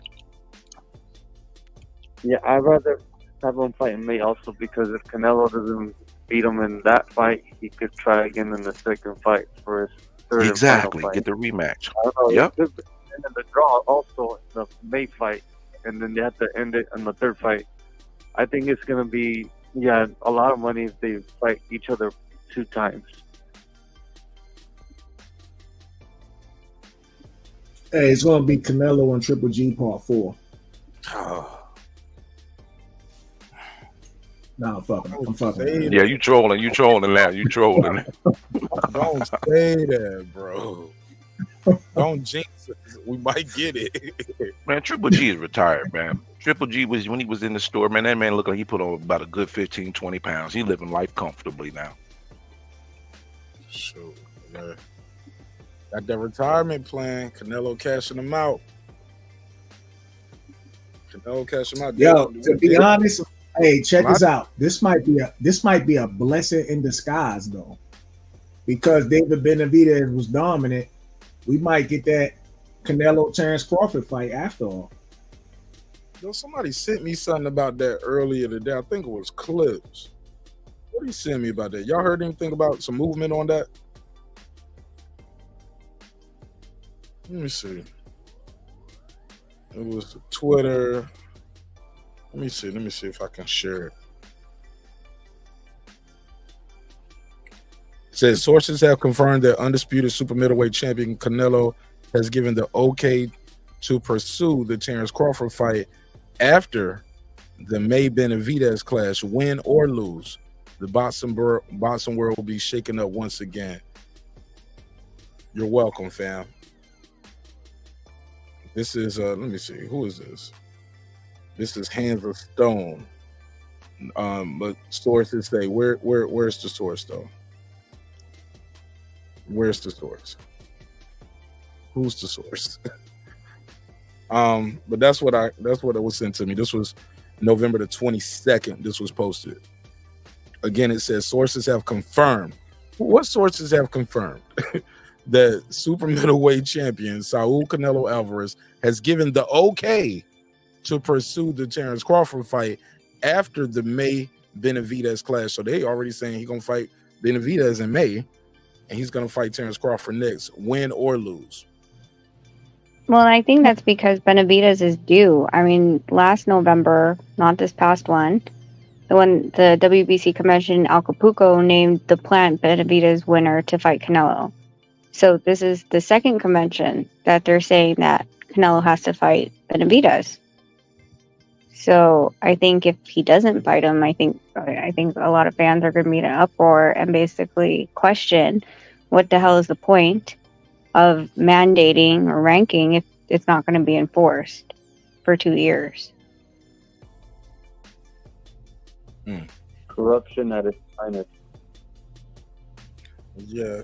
They got a relationship. Speak up, Tony. You're a little far away, and you talking low and slow. Speak up just a little bit louder. I said this corruption at its finest. Mauricio and Canelo have a relationship. He wants to keep him winning to get that money, and he's giving him all that money. He gets a percentage from the belt, and since Canelo is the cash cow, he gets more money from him because obviously the more money he gets a higher percentage from him. So there you go. All right, go ahead, pass the mic. Under section program. All right, Tony, I need to clear this line real quick, though, Tony, because I need to use this phone. Take this phone with me because I need to make a run real quick. And I need to listen to the show. Appreciate you calling in, bro. All right. My man. Shout out to Casual Tony out in Sacramento. Y'all cook up. I'll be right back. I'll be listening in, though.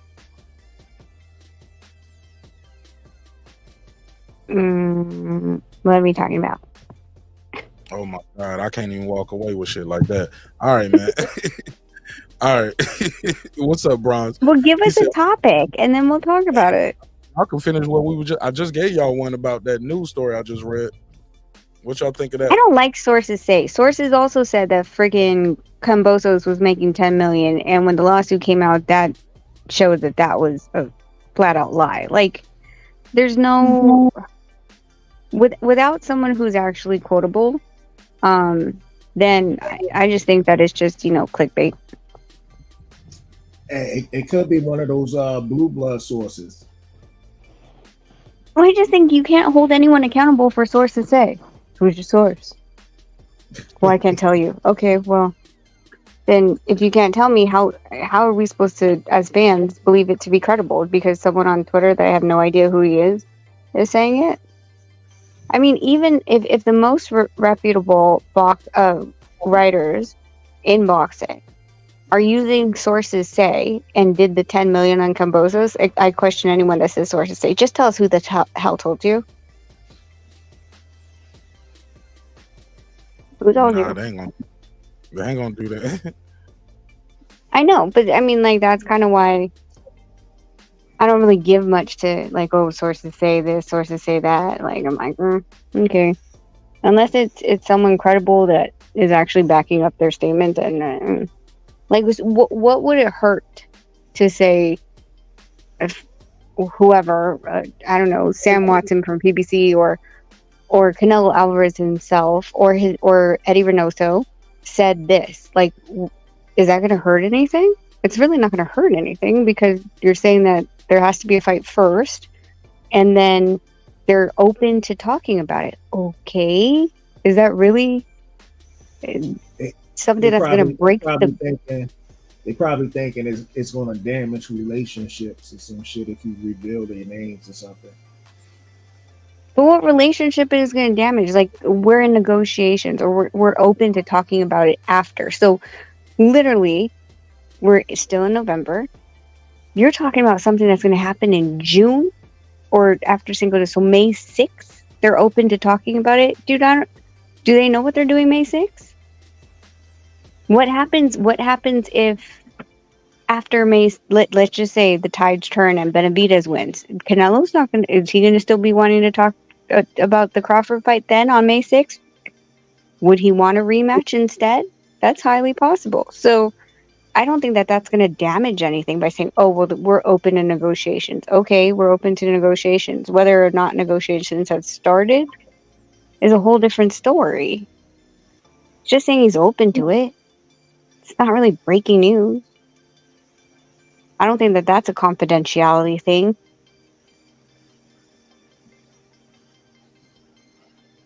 Now, if he said, well, Canelo said he's going to offer Crawford 40 million or 50 million to get in the ring, then, okay, now we're getting to, confidentiality clauses, possible contracts, et cetera, et cetera. Nobody wants to leak that because you're not supposed to. And by law, when you get those contracts, they're supposed to be confidential. So, that being said, that's something that I would talk about. But pretty much what you're saying is, oh, he got on the phone and said, yeah, cool, I'm interested after May 5th. Okay. I don't think that that's really something that you hide behind.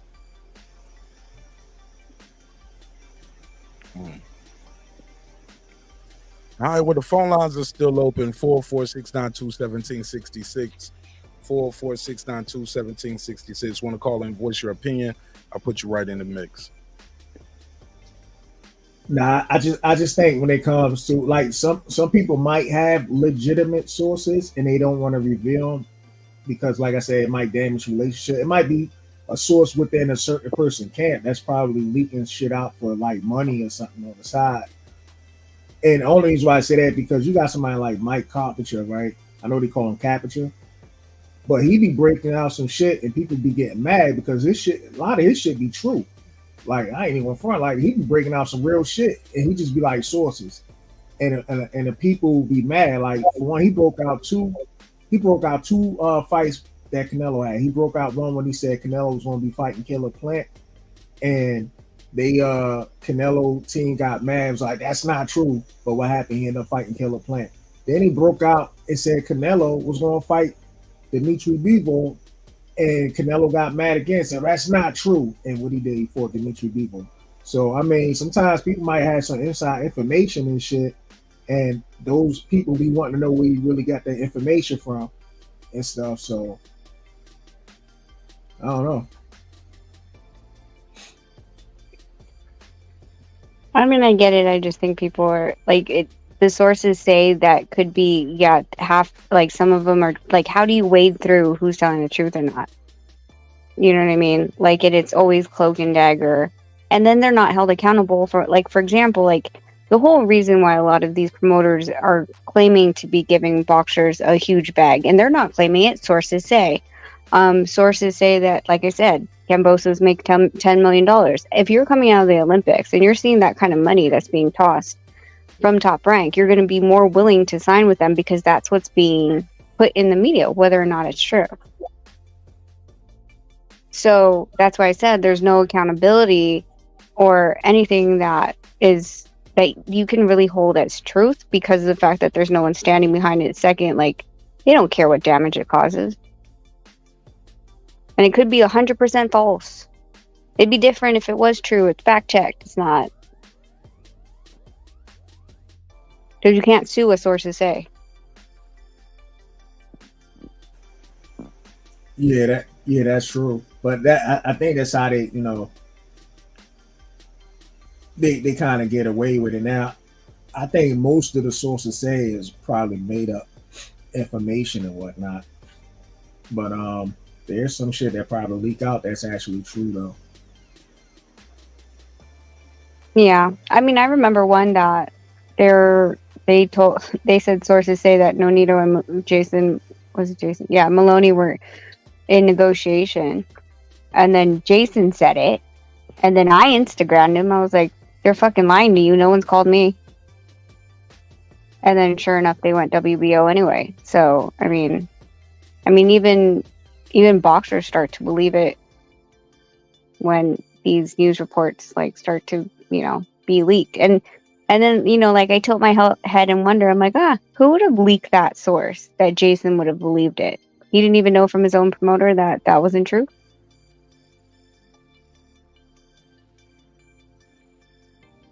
So it's a lot of politics and playing news reporters to say things that sound like it's in your favor. In addition to the fact that with sources, could it be Crawford's side? Could Crawford's side just want to stir up the hype for it right now, right? To make sure he's in line. That's possible too. Put my name back in the mix. Tell him that Canelo said, and no one's going to check this person who said sources say, because he didn't say whose camp it's from, right? What angle, what manipulation are you trying to play in the media right now? Mm-hmm. We don't know. That's why I'm always like, okay, yeah, your sources, sure.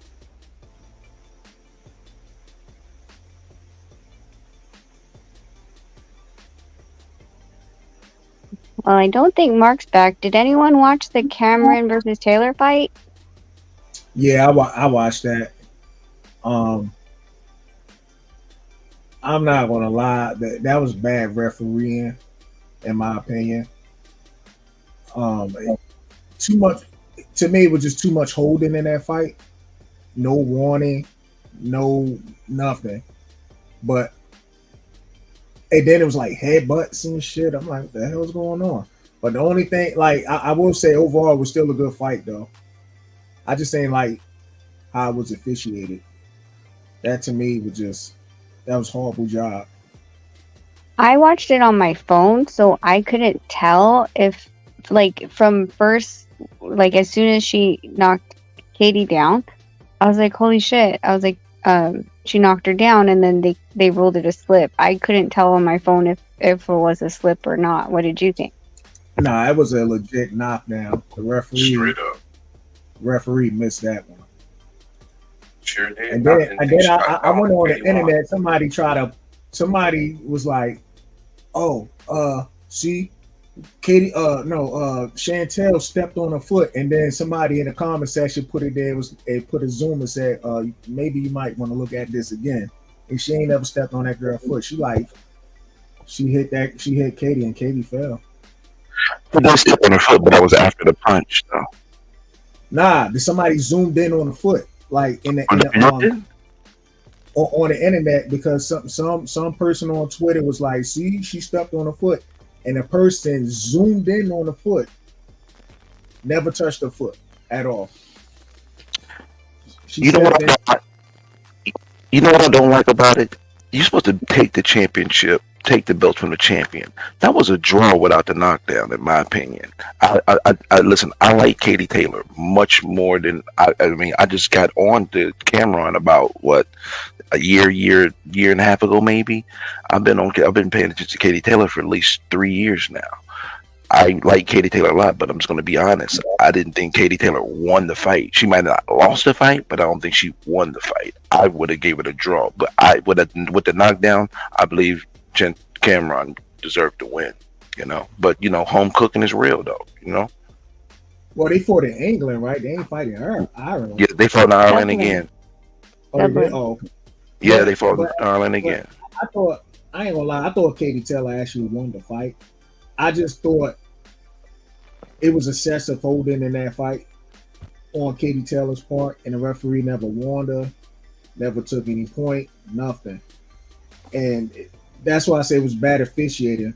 But I can't knock those ladies. They was actually throwing. I just ain't like the excessive holding like that, and that shit was crazy right there. Then it was just like it was. You know why she was doing that though? You know why she was doing the holding? Because she was dead tired. The last 4 rounds, she was spent. She was. She looked exhausted. She was still swinging on old girl though.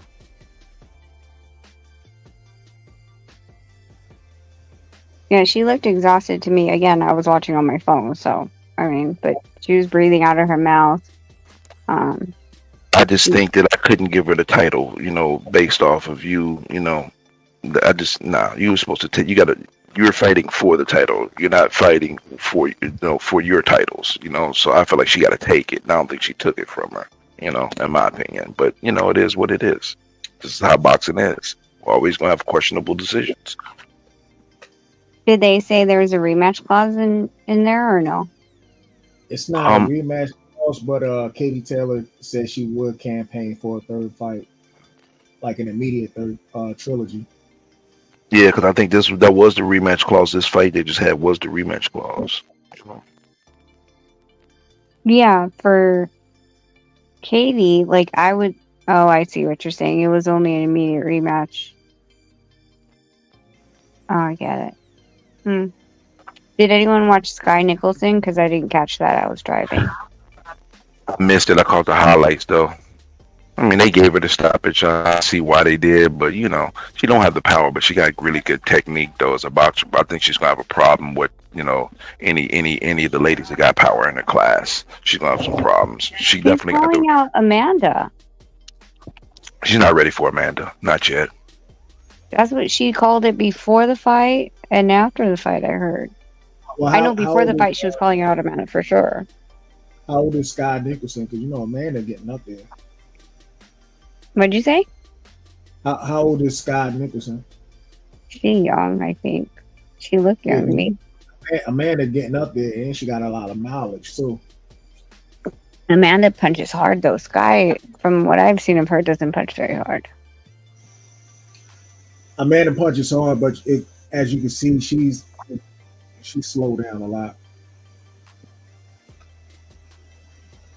I just don't know if Sky can handle that kind of pressure though.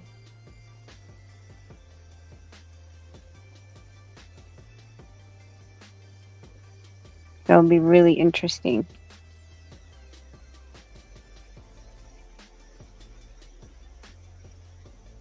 But this is supposed to be the last, sorry, switch back to the Benavidez. That's supposed to be the last pay-per-view on Showtime, right?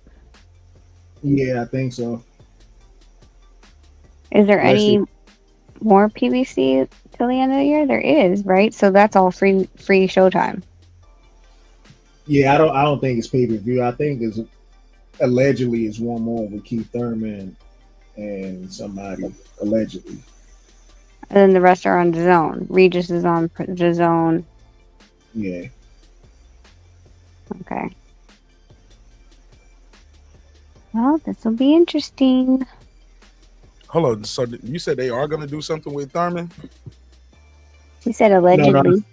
Allegedly, they said there's supposed to be one more Showtime fight, but I don't think it's pay-per-view, though. But who's going to be on the card? They were saying, like, headline with Thurman on one fight and Danny Garcia on another fight. Oh, nah, that's a wrap. That's a wrap, bro. It's November 26th, man. We got 4.5 weeks left this year. When they going to do that? I mean, it probably won't happen, but that was the talk for the longest.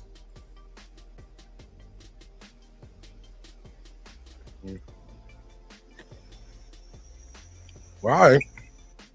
Yeah, I don't foresee it, man. What y'all think these? How many buys y'all think this shit did?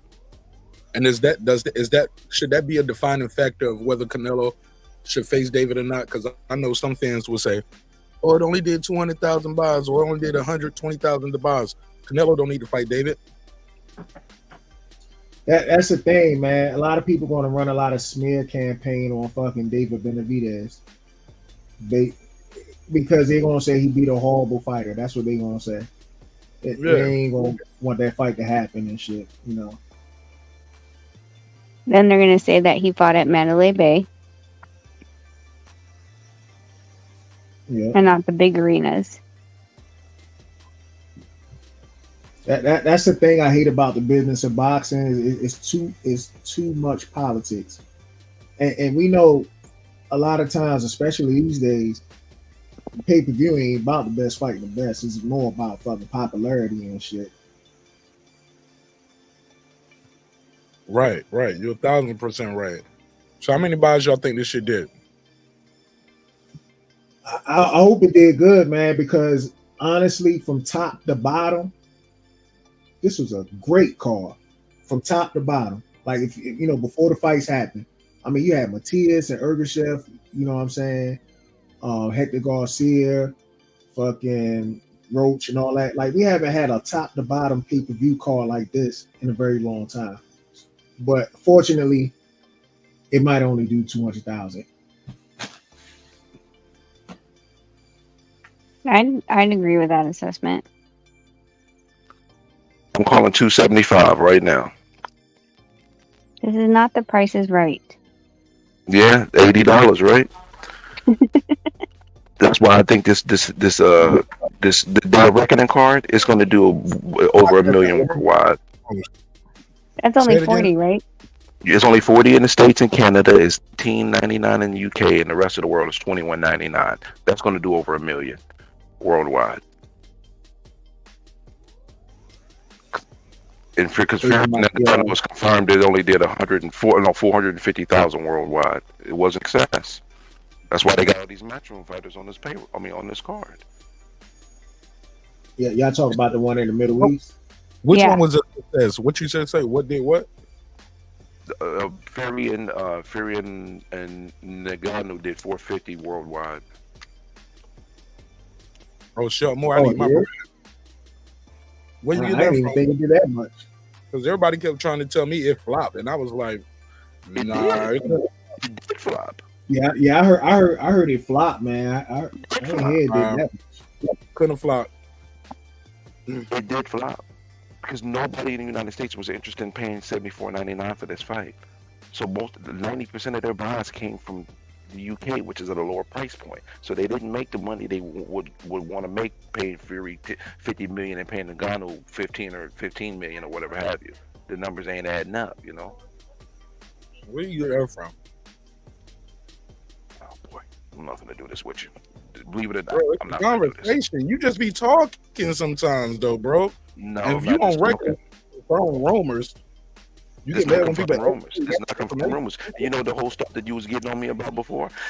You know who said that they lost money on the Tyson Fury fight? Because I went back and did my research. Bob Arum said it. I don't know what you're talking about. I don't even know what you're talking about. You got on me one time about. I told you that the second Tyson Fury and Wilder fight, they didn't make money on it because they ended up paying the fighters too much on the overall for the fight. And I went. You was getting on me. I went back and Frank Warren And Bob Arum said they lost money. He's been operating on the red with Tyson Fury overall. This is what Bob Arum said, not me. I didn't know that. Okay. How is he operating on the red with Fury when he doesn't have to pay Kinahan anymore? So they don't pay Kinahan anymore? Because Arum is not paying Kinahan anymore. He was paying Kinahan for when he had Fury. Now he doesn't have to pay Kinahan. You don't have to pay Kinahan, but he still got to pay Fury. And if you pay Fury $50 million for a Nagano fight, and the fight does $450,000 worldwide. Hold on, you think Bob Arum paid him $50 million? No, it's not. You just said if you paying 50, we was talking about Bob Arum, and you said if you pay $50 million for much money, if the networks are paying him that much for the fight, after all the payouts are done, you gotta fix that audio. It's getting worse, bro. I don't know what you did, but it's getting worse. I didn't do anything. Let me go and just mute myself because I can't do nothing about this bad audio. I No, can't. it was good before. I didn't do No, it anything. was good before. Brim, stop pouting. Nigga, just beam out and beam back in like you did before. Like, the audio was good. It just started getting worse. Damn, man. It's too emotional right there. I want to hear you, though. I think people need to hear you. It's not just me. Y'all heard the audio, too, right? It's going worse. I got staticky. Hey, someone said David Morrell is the last Showtime card in December. There we go. Oh, wow. Oh, wow. He going to be on Showtime, regular Showtime? I mean, they said tonight was the last pay-per-view, so I'm guessing it's regular. I think I'm on Showtime YouTube channel. I don't know. Gonna be on YouTube on Showtime. Damn. Yeah, it was lots of static. Yeah, it is getting worse. Yeah, that's all I'm trying to tell him. It got worse. Just beam out and beam back in. Sometimes that's all it takes. But I don't know, man. I ain't gonna worry about it. Seems like something else is there. All right. Did y'all see y'all talked about that Cameron Taylor? I heard a little bit. Yeah, I only watched it on my phone, so that's why I was asking them. Because when I watched on my phone, I thought it was a knockdown, but then the ref waved it off. But being on my phone, I couldn't really see if it was a slip or not, and everyone was going back and forth on Twitter if it was a slip or an actual knockdown.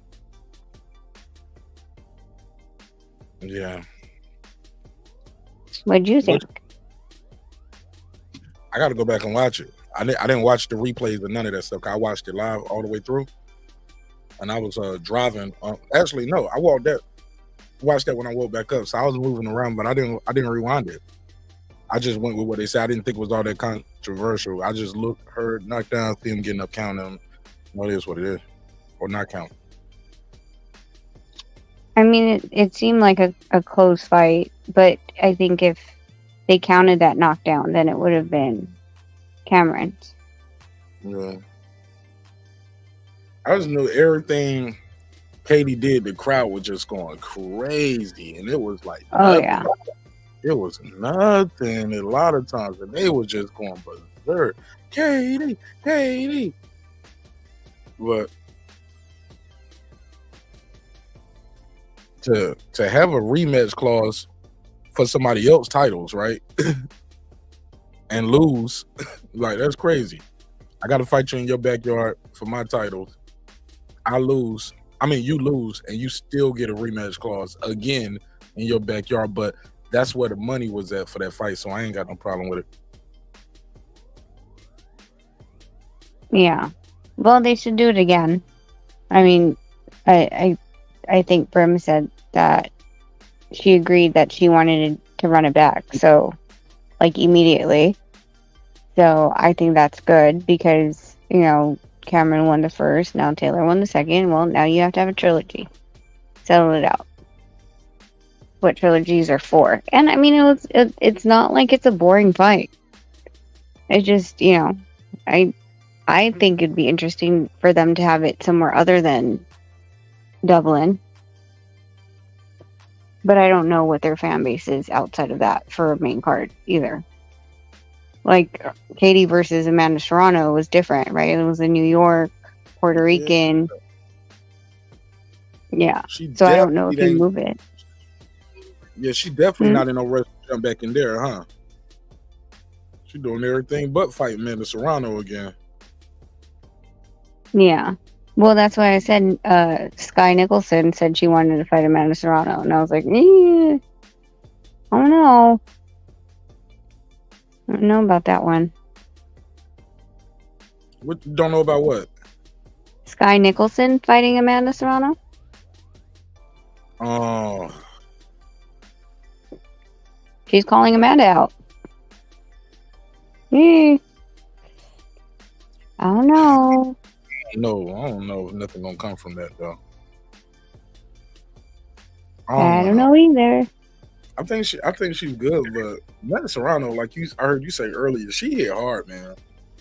I never even felt one of her punches, but she looked like she hit hard. She definitely, I hate to say it, she fights manly. She fight like a dude. You know what I'm saying? She don't look like a girl in there fighting, throwing her punches sometimes.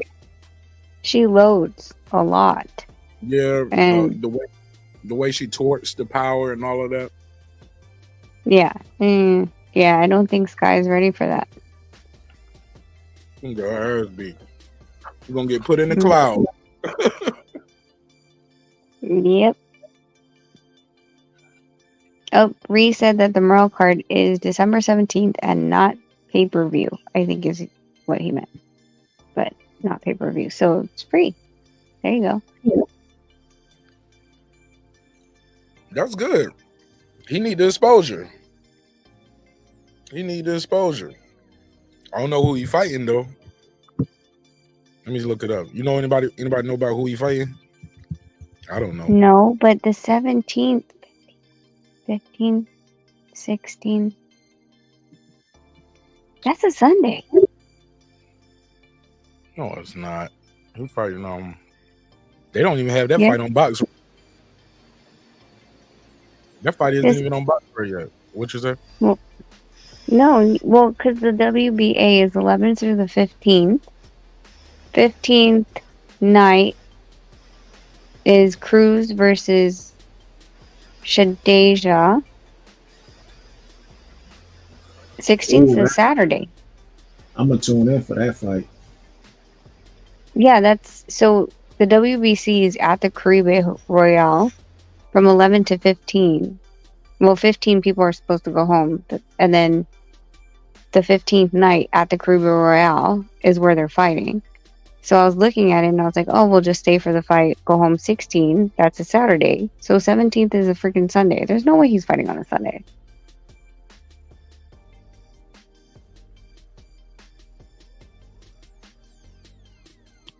But if it's not even on Box Rec, how is it not even on Box Rec? Yeah, I'm looking at it right now. It's not even up here. Not even up here. Just looked it up. It says it just got his last fight back in April. No. I don't know. But shit, that's it for me, man. I ain't really got nothing else, man. Same. I worked today. Tired. Give me some rest. Enjoy the rest of let y'all enjoy the rest of y'all evening. Plus, I'm gonna load up a copy of the fight to the Patreon. So if y'all didn't see it, you on Patreon, pull up my Patreon. You can see our reaction to it and all of that, and you can actually see the fight. So holla at me. Y'all got any final thoughts? Y'all want to plug and promote anything before I let y'all go? Hope everyone finishes out their holiday weekend safely and recharge for the rest to finish off 2023 with a bang. Absolutely. Yeah. Thanks for having me on. It's good, chopping with everybody. Appreciate you, man. You had a lot of good perspective tonight too. Appreciate that, man. If y'all can, follow my page, Bold and Understanding. I'm just gonna start doing a lot of interviews with like a lot of people now. I did one about a week ago with Cassius Chaney after his win over Trevor Bryan. And right now I'm set up to probably travel to Philly, go to a gym out there for one a certain coach out there be training like a lot of fighters and stuff. So I'm gonna try to get some interviews out the way. But other than that, man, I really appreciate You're gonna travel around. You traveling around doing interviews and stuff? You on the road with it? I'm gonna start doing that. Of course, I interviewed Cash Chaney, but I'm actually up here in Connecticut, so that was kind of a little bit easier. I know the coach, so the coach was allowing me to get a little short interview and whatnot with him. And I'm gonna start just try to interview as much people as I can, man. See if I can do something like that and build my channel that way. Dope, man. I look forward to seeing it, man. All right, but appreciate you having me on, man. Keep doing your thing, Mark, man. Look, your channel for the people who don't know, man. You got to tell them what the channel is. Bold and Understanding. You got to put the and sign, or you just put AAND. Got to spell it all the way out. Bold and Understanding. And what kind of content you do for the people who don't know? I mean, I'm just, I just try to drop boxing videos, but like I said, I'm gonna take it to the next level and actually just start interviewing a lot of fighters. I ran into like quite a few famous coaches like Barry Hunter and stuff, man. But my camera battery died and shit, so I couldn't even get the interview. Oh no! Don't you hate when that happens? Hell yeah. What about going to any gyms out there in Connecticut? You been out there to any of those? Yeah, I went to one where Cassius Chaney was training at. Cool. Yeah. I just started doing that. I mean, it's a little challenging for me because I'm a single parent, so I gotta kind of plan wisely. I'm not even from Connecticut. I was just really in the military and shit, so that's how I ended up out here. But I'm gonna definitely get around as much as possible. You still active? Say that again. You ETS or you active? No, I'm retired now. Oh, you retired? Cool. Yeah.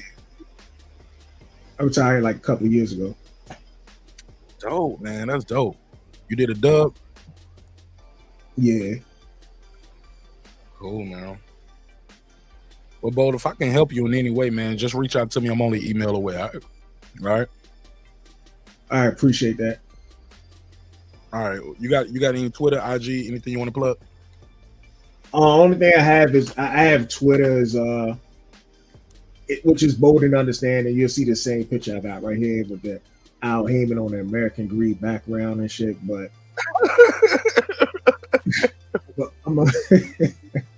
why you got Al Heyman on the American Greed background, fam?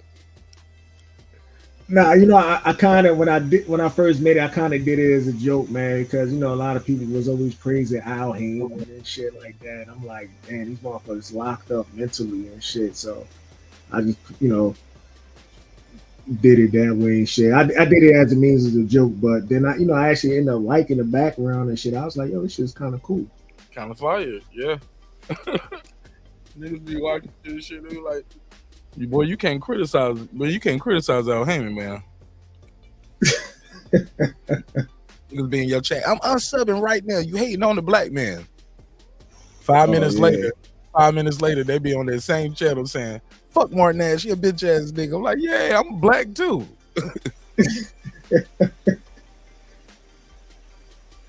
You ain't black, you a coon. Oh, okay, I'm a coon. Niggas quick to call you a coon when you don't do something they want you to do, Andy. That's how it always is, man. Mm-hmm. When you don't follow their plan, then you a sellout. That part. What was your MOS? Now I was in the Navy and shit. I was a mechanic and shit, submarines. Dope. That's dope. Yeah, I was a combat medic, fam, for the Army. So, peace to you, brother. I'll see you on the next one, man. Don't be a stranger, man. I'm gonna be tuning into that content, man. I'm gonna be looking out for I'm gonna check out your interview you just dropped too. Yeah, like I only asked a couple of questions and shit. I wasn't really well prepared, but you know, I got a couple of questions out the way and that was about it. And I just told them I wasn't gonna take up too much of their time afterwards. But you know, they was cool to give it to me and shit. Right, bro. If you did 20 years in the Navy, that shows me that you're consistent, man, and you're persistent. And I have no doubt in my mind you're gonna get better at those interviews. I can't wait to see what you got. All right, appreciate that, man. All right, peace. All right, shout out to my guy Bold and Understanding. Shout out to Richard Bonaire, Food Revolution, Puro, Unbiased Fan, Brent Reaper, Champion Hart, Shelton Moore, Casual Tony, everybody who called in and beamed in, Jerry the Terrataska. And if I missed anybody, I apologize, man. That was Sam from Washington. Everybody pulled up. Brother Bakari, everybody in the chat, Real from Philly. I see you, man. The kid is back. Stone Tanger Ring. Everybody, man. Appreciate y'all, man. Hope y'all had a good time tonight, man. Thank y'all for allowing me the opportunity to entertain y'all this evening. Hopefully you were thoroughly entertained. Good fight, man. David Benavidez, the Mexican monster, went in there and did what he was supposed to do. Got a clean win. A very notable win against a very worldly, a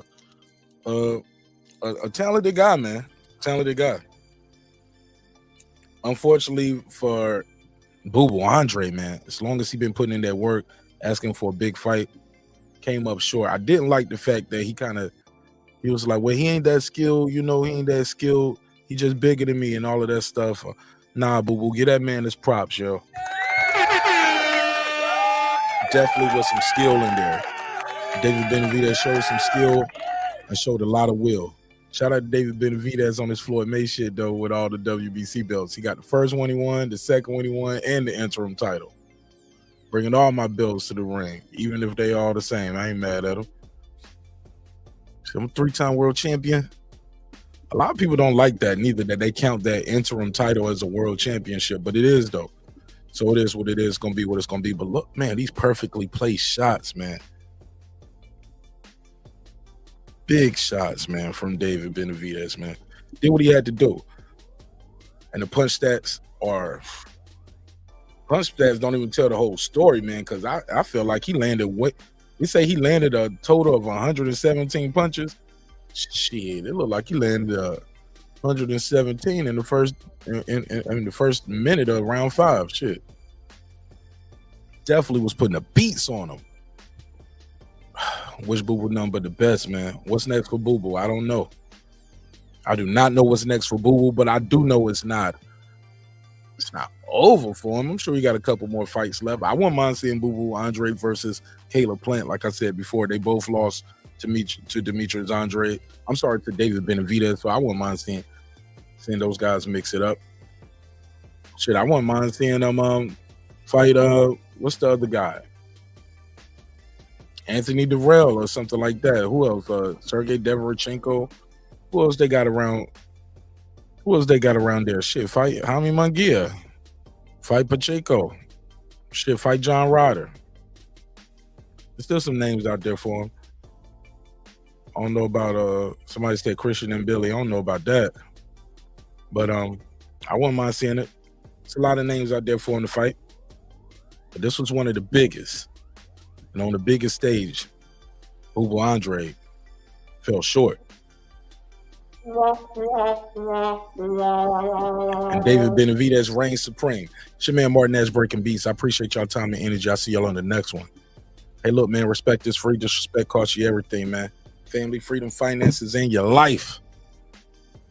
So let's show each other love. Let's show each other respect. Let's have some fun. And let's not dwell in the past, man. Let's look towards the future, because the future is bright, especially for David Benavidez, man. Golly. So we got coming up in a few short days, man. Well, not a few short days, a few short weeks. We got Devin the Dream Haney trying to go up to his next division, second division.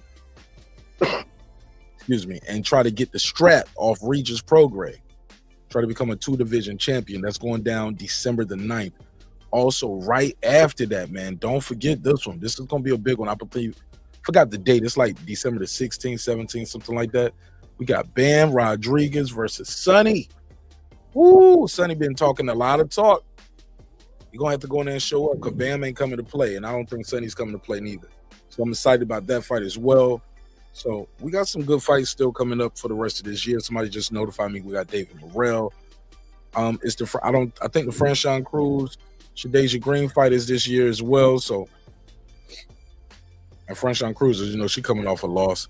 Shadeja Green coming off a dominant win. So, interested in that as well. So, we'll talk about it. It's your man Martin Nash Breaking Beats. I see you on the next one. Peace. This that squad sound. This is me now.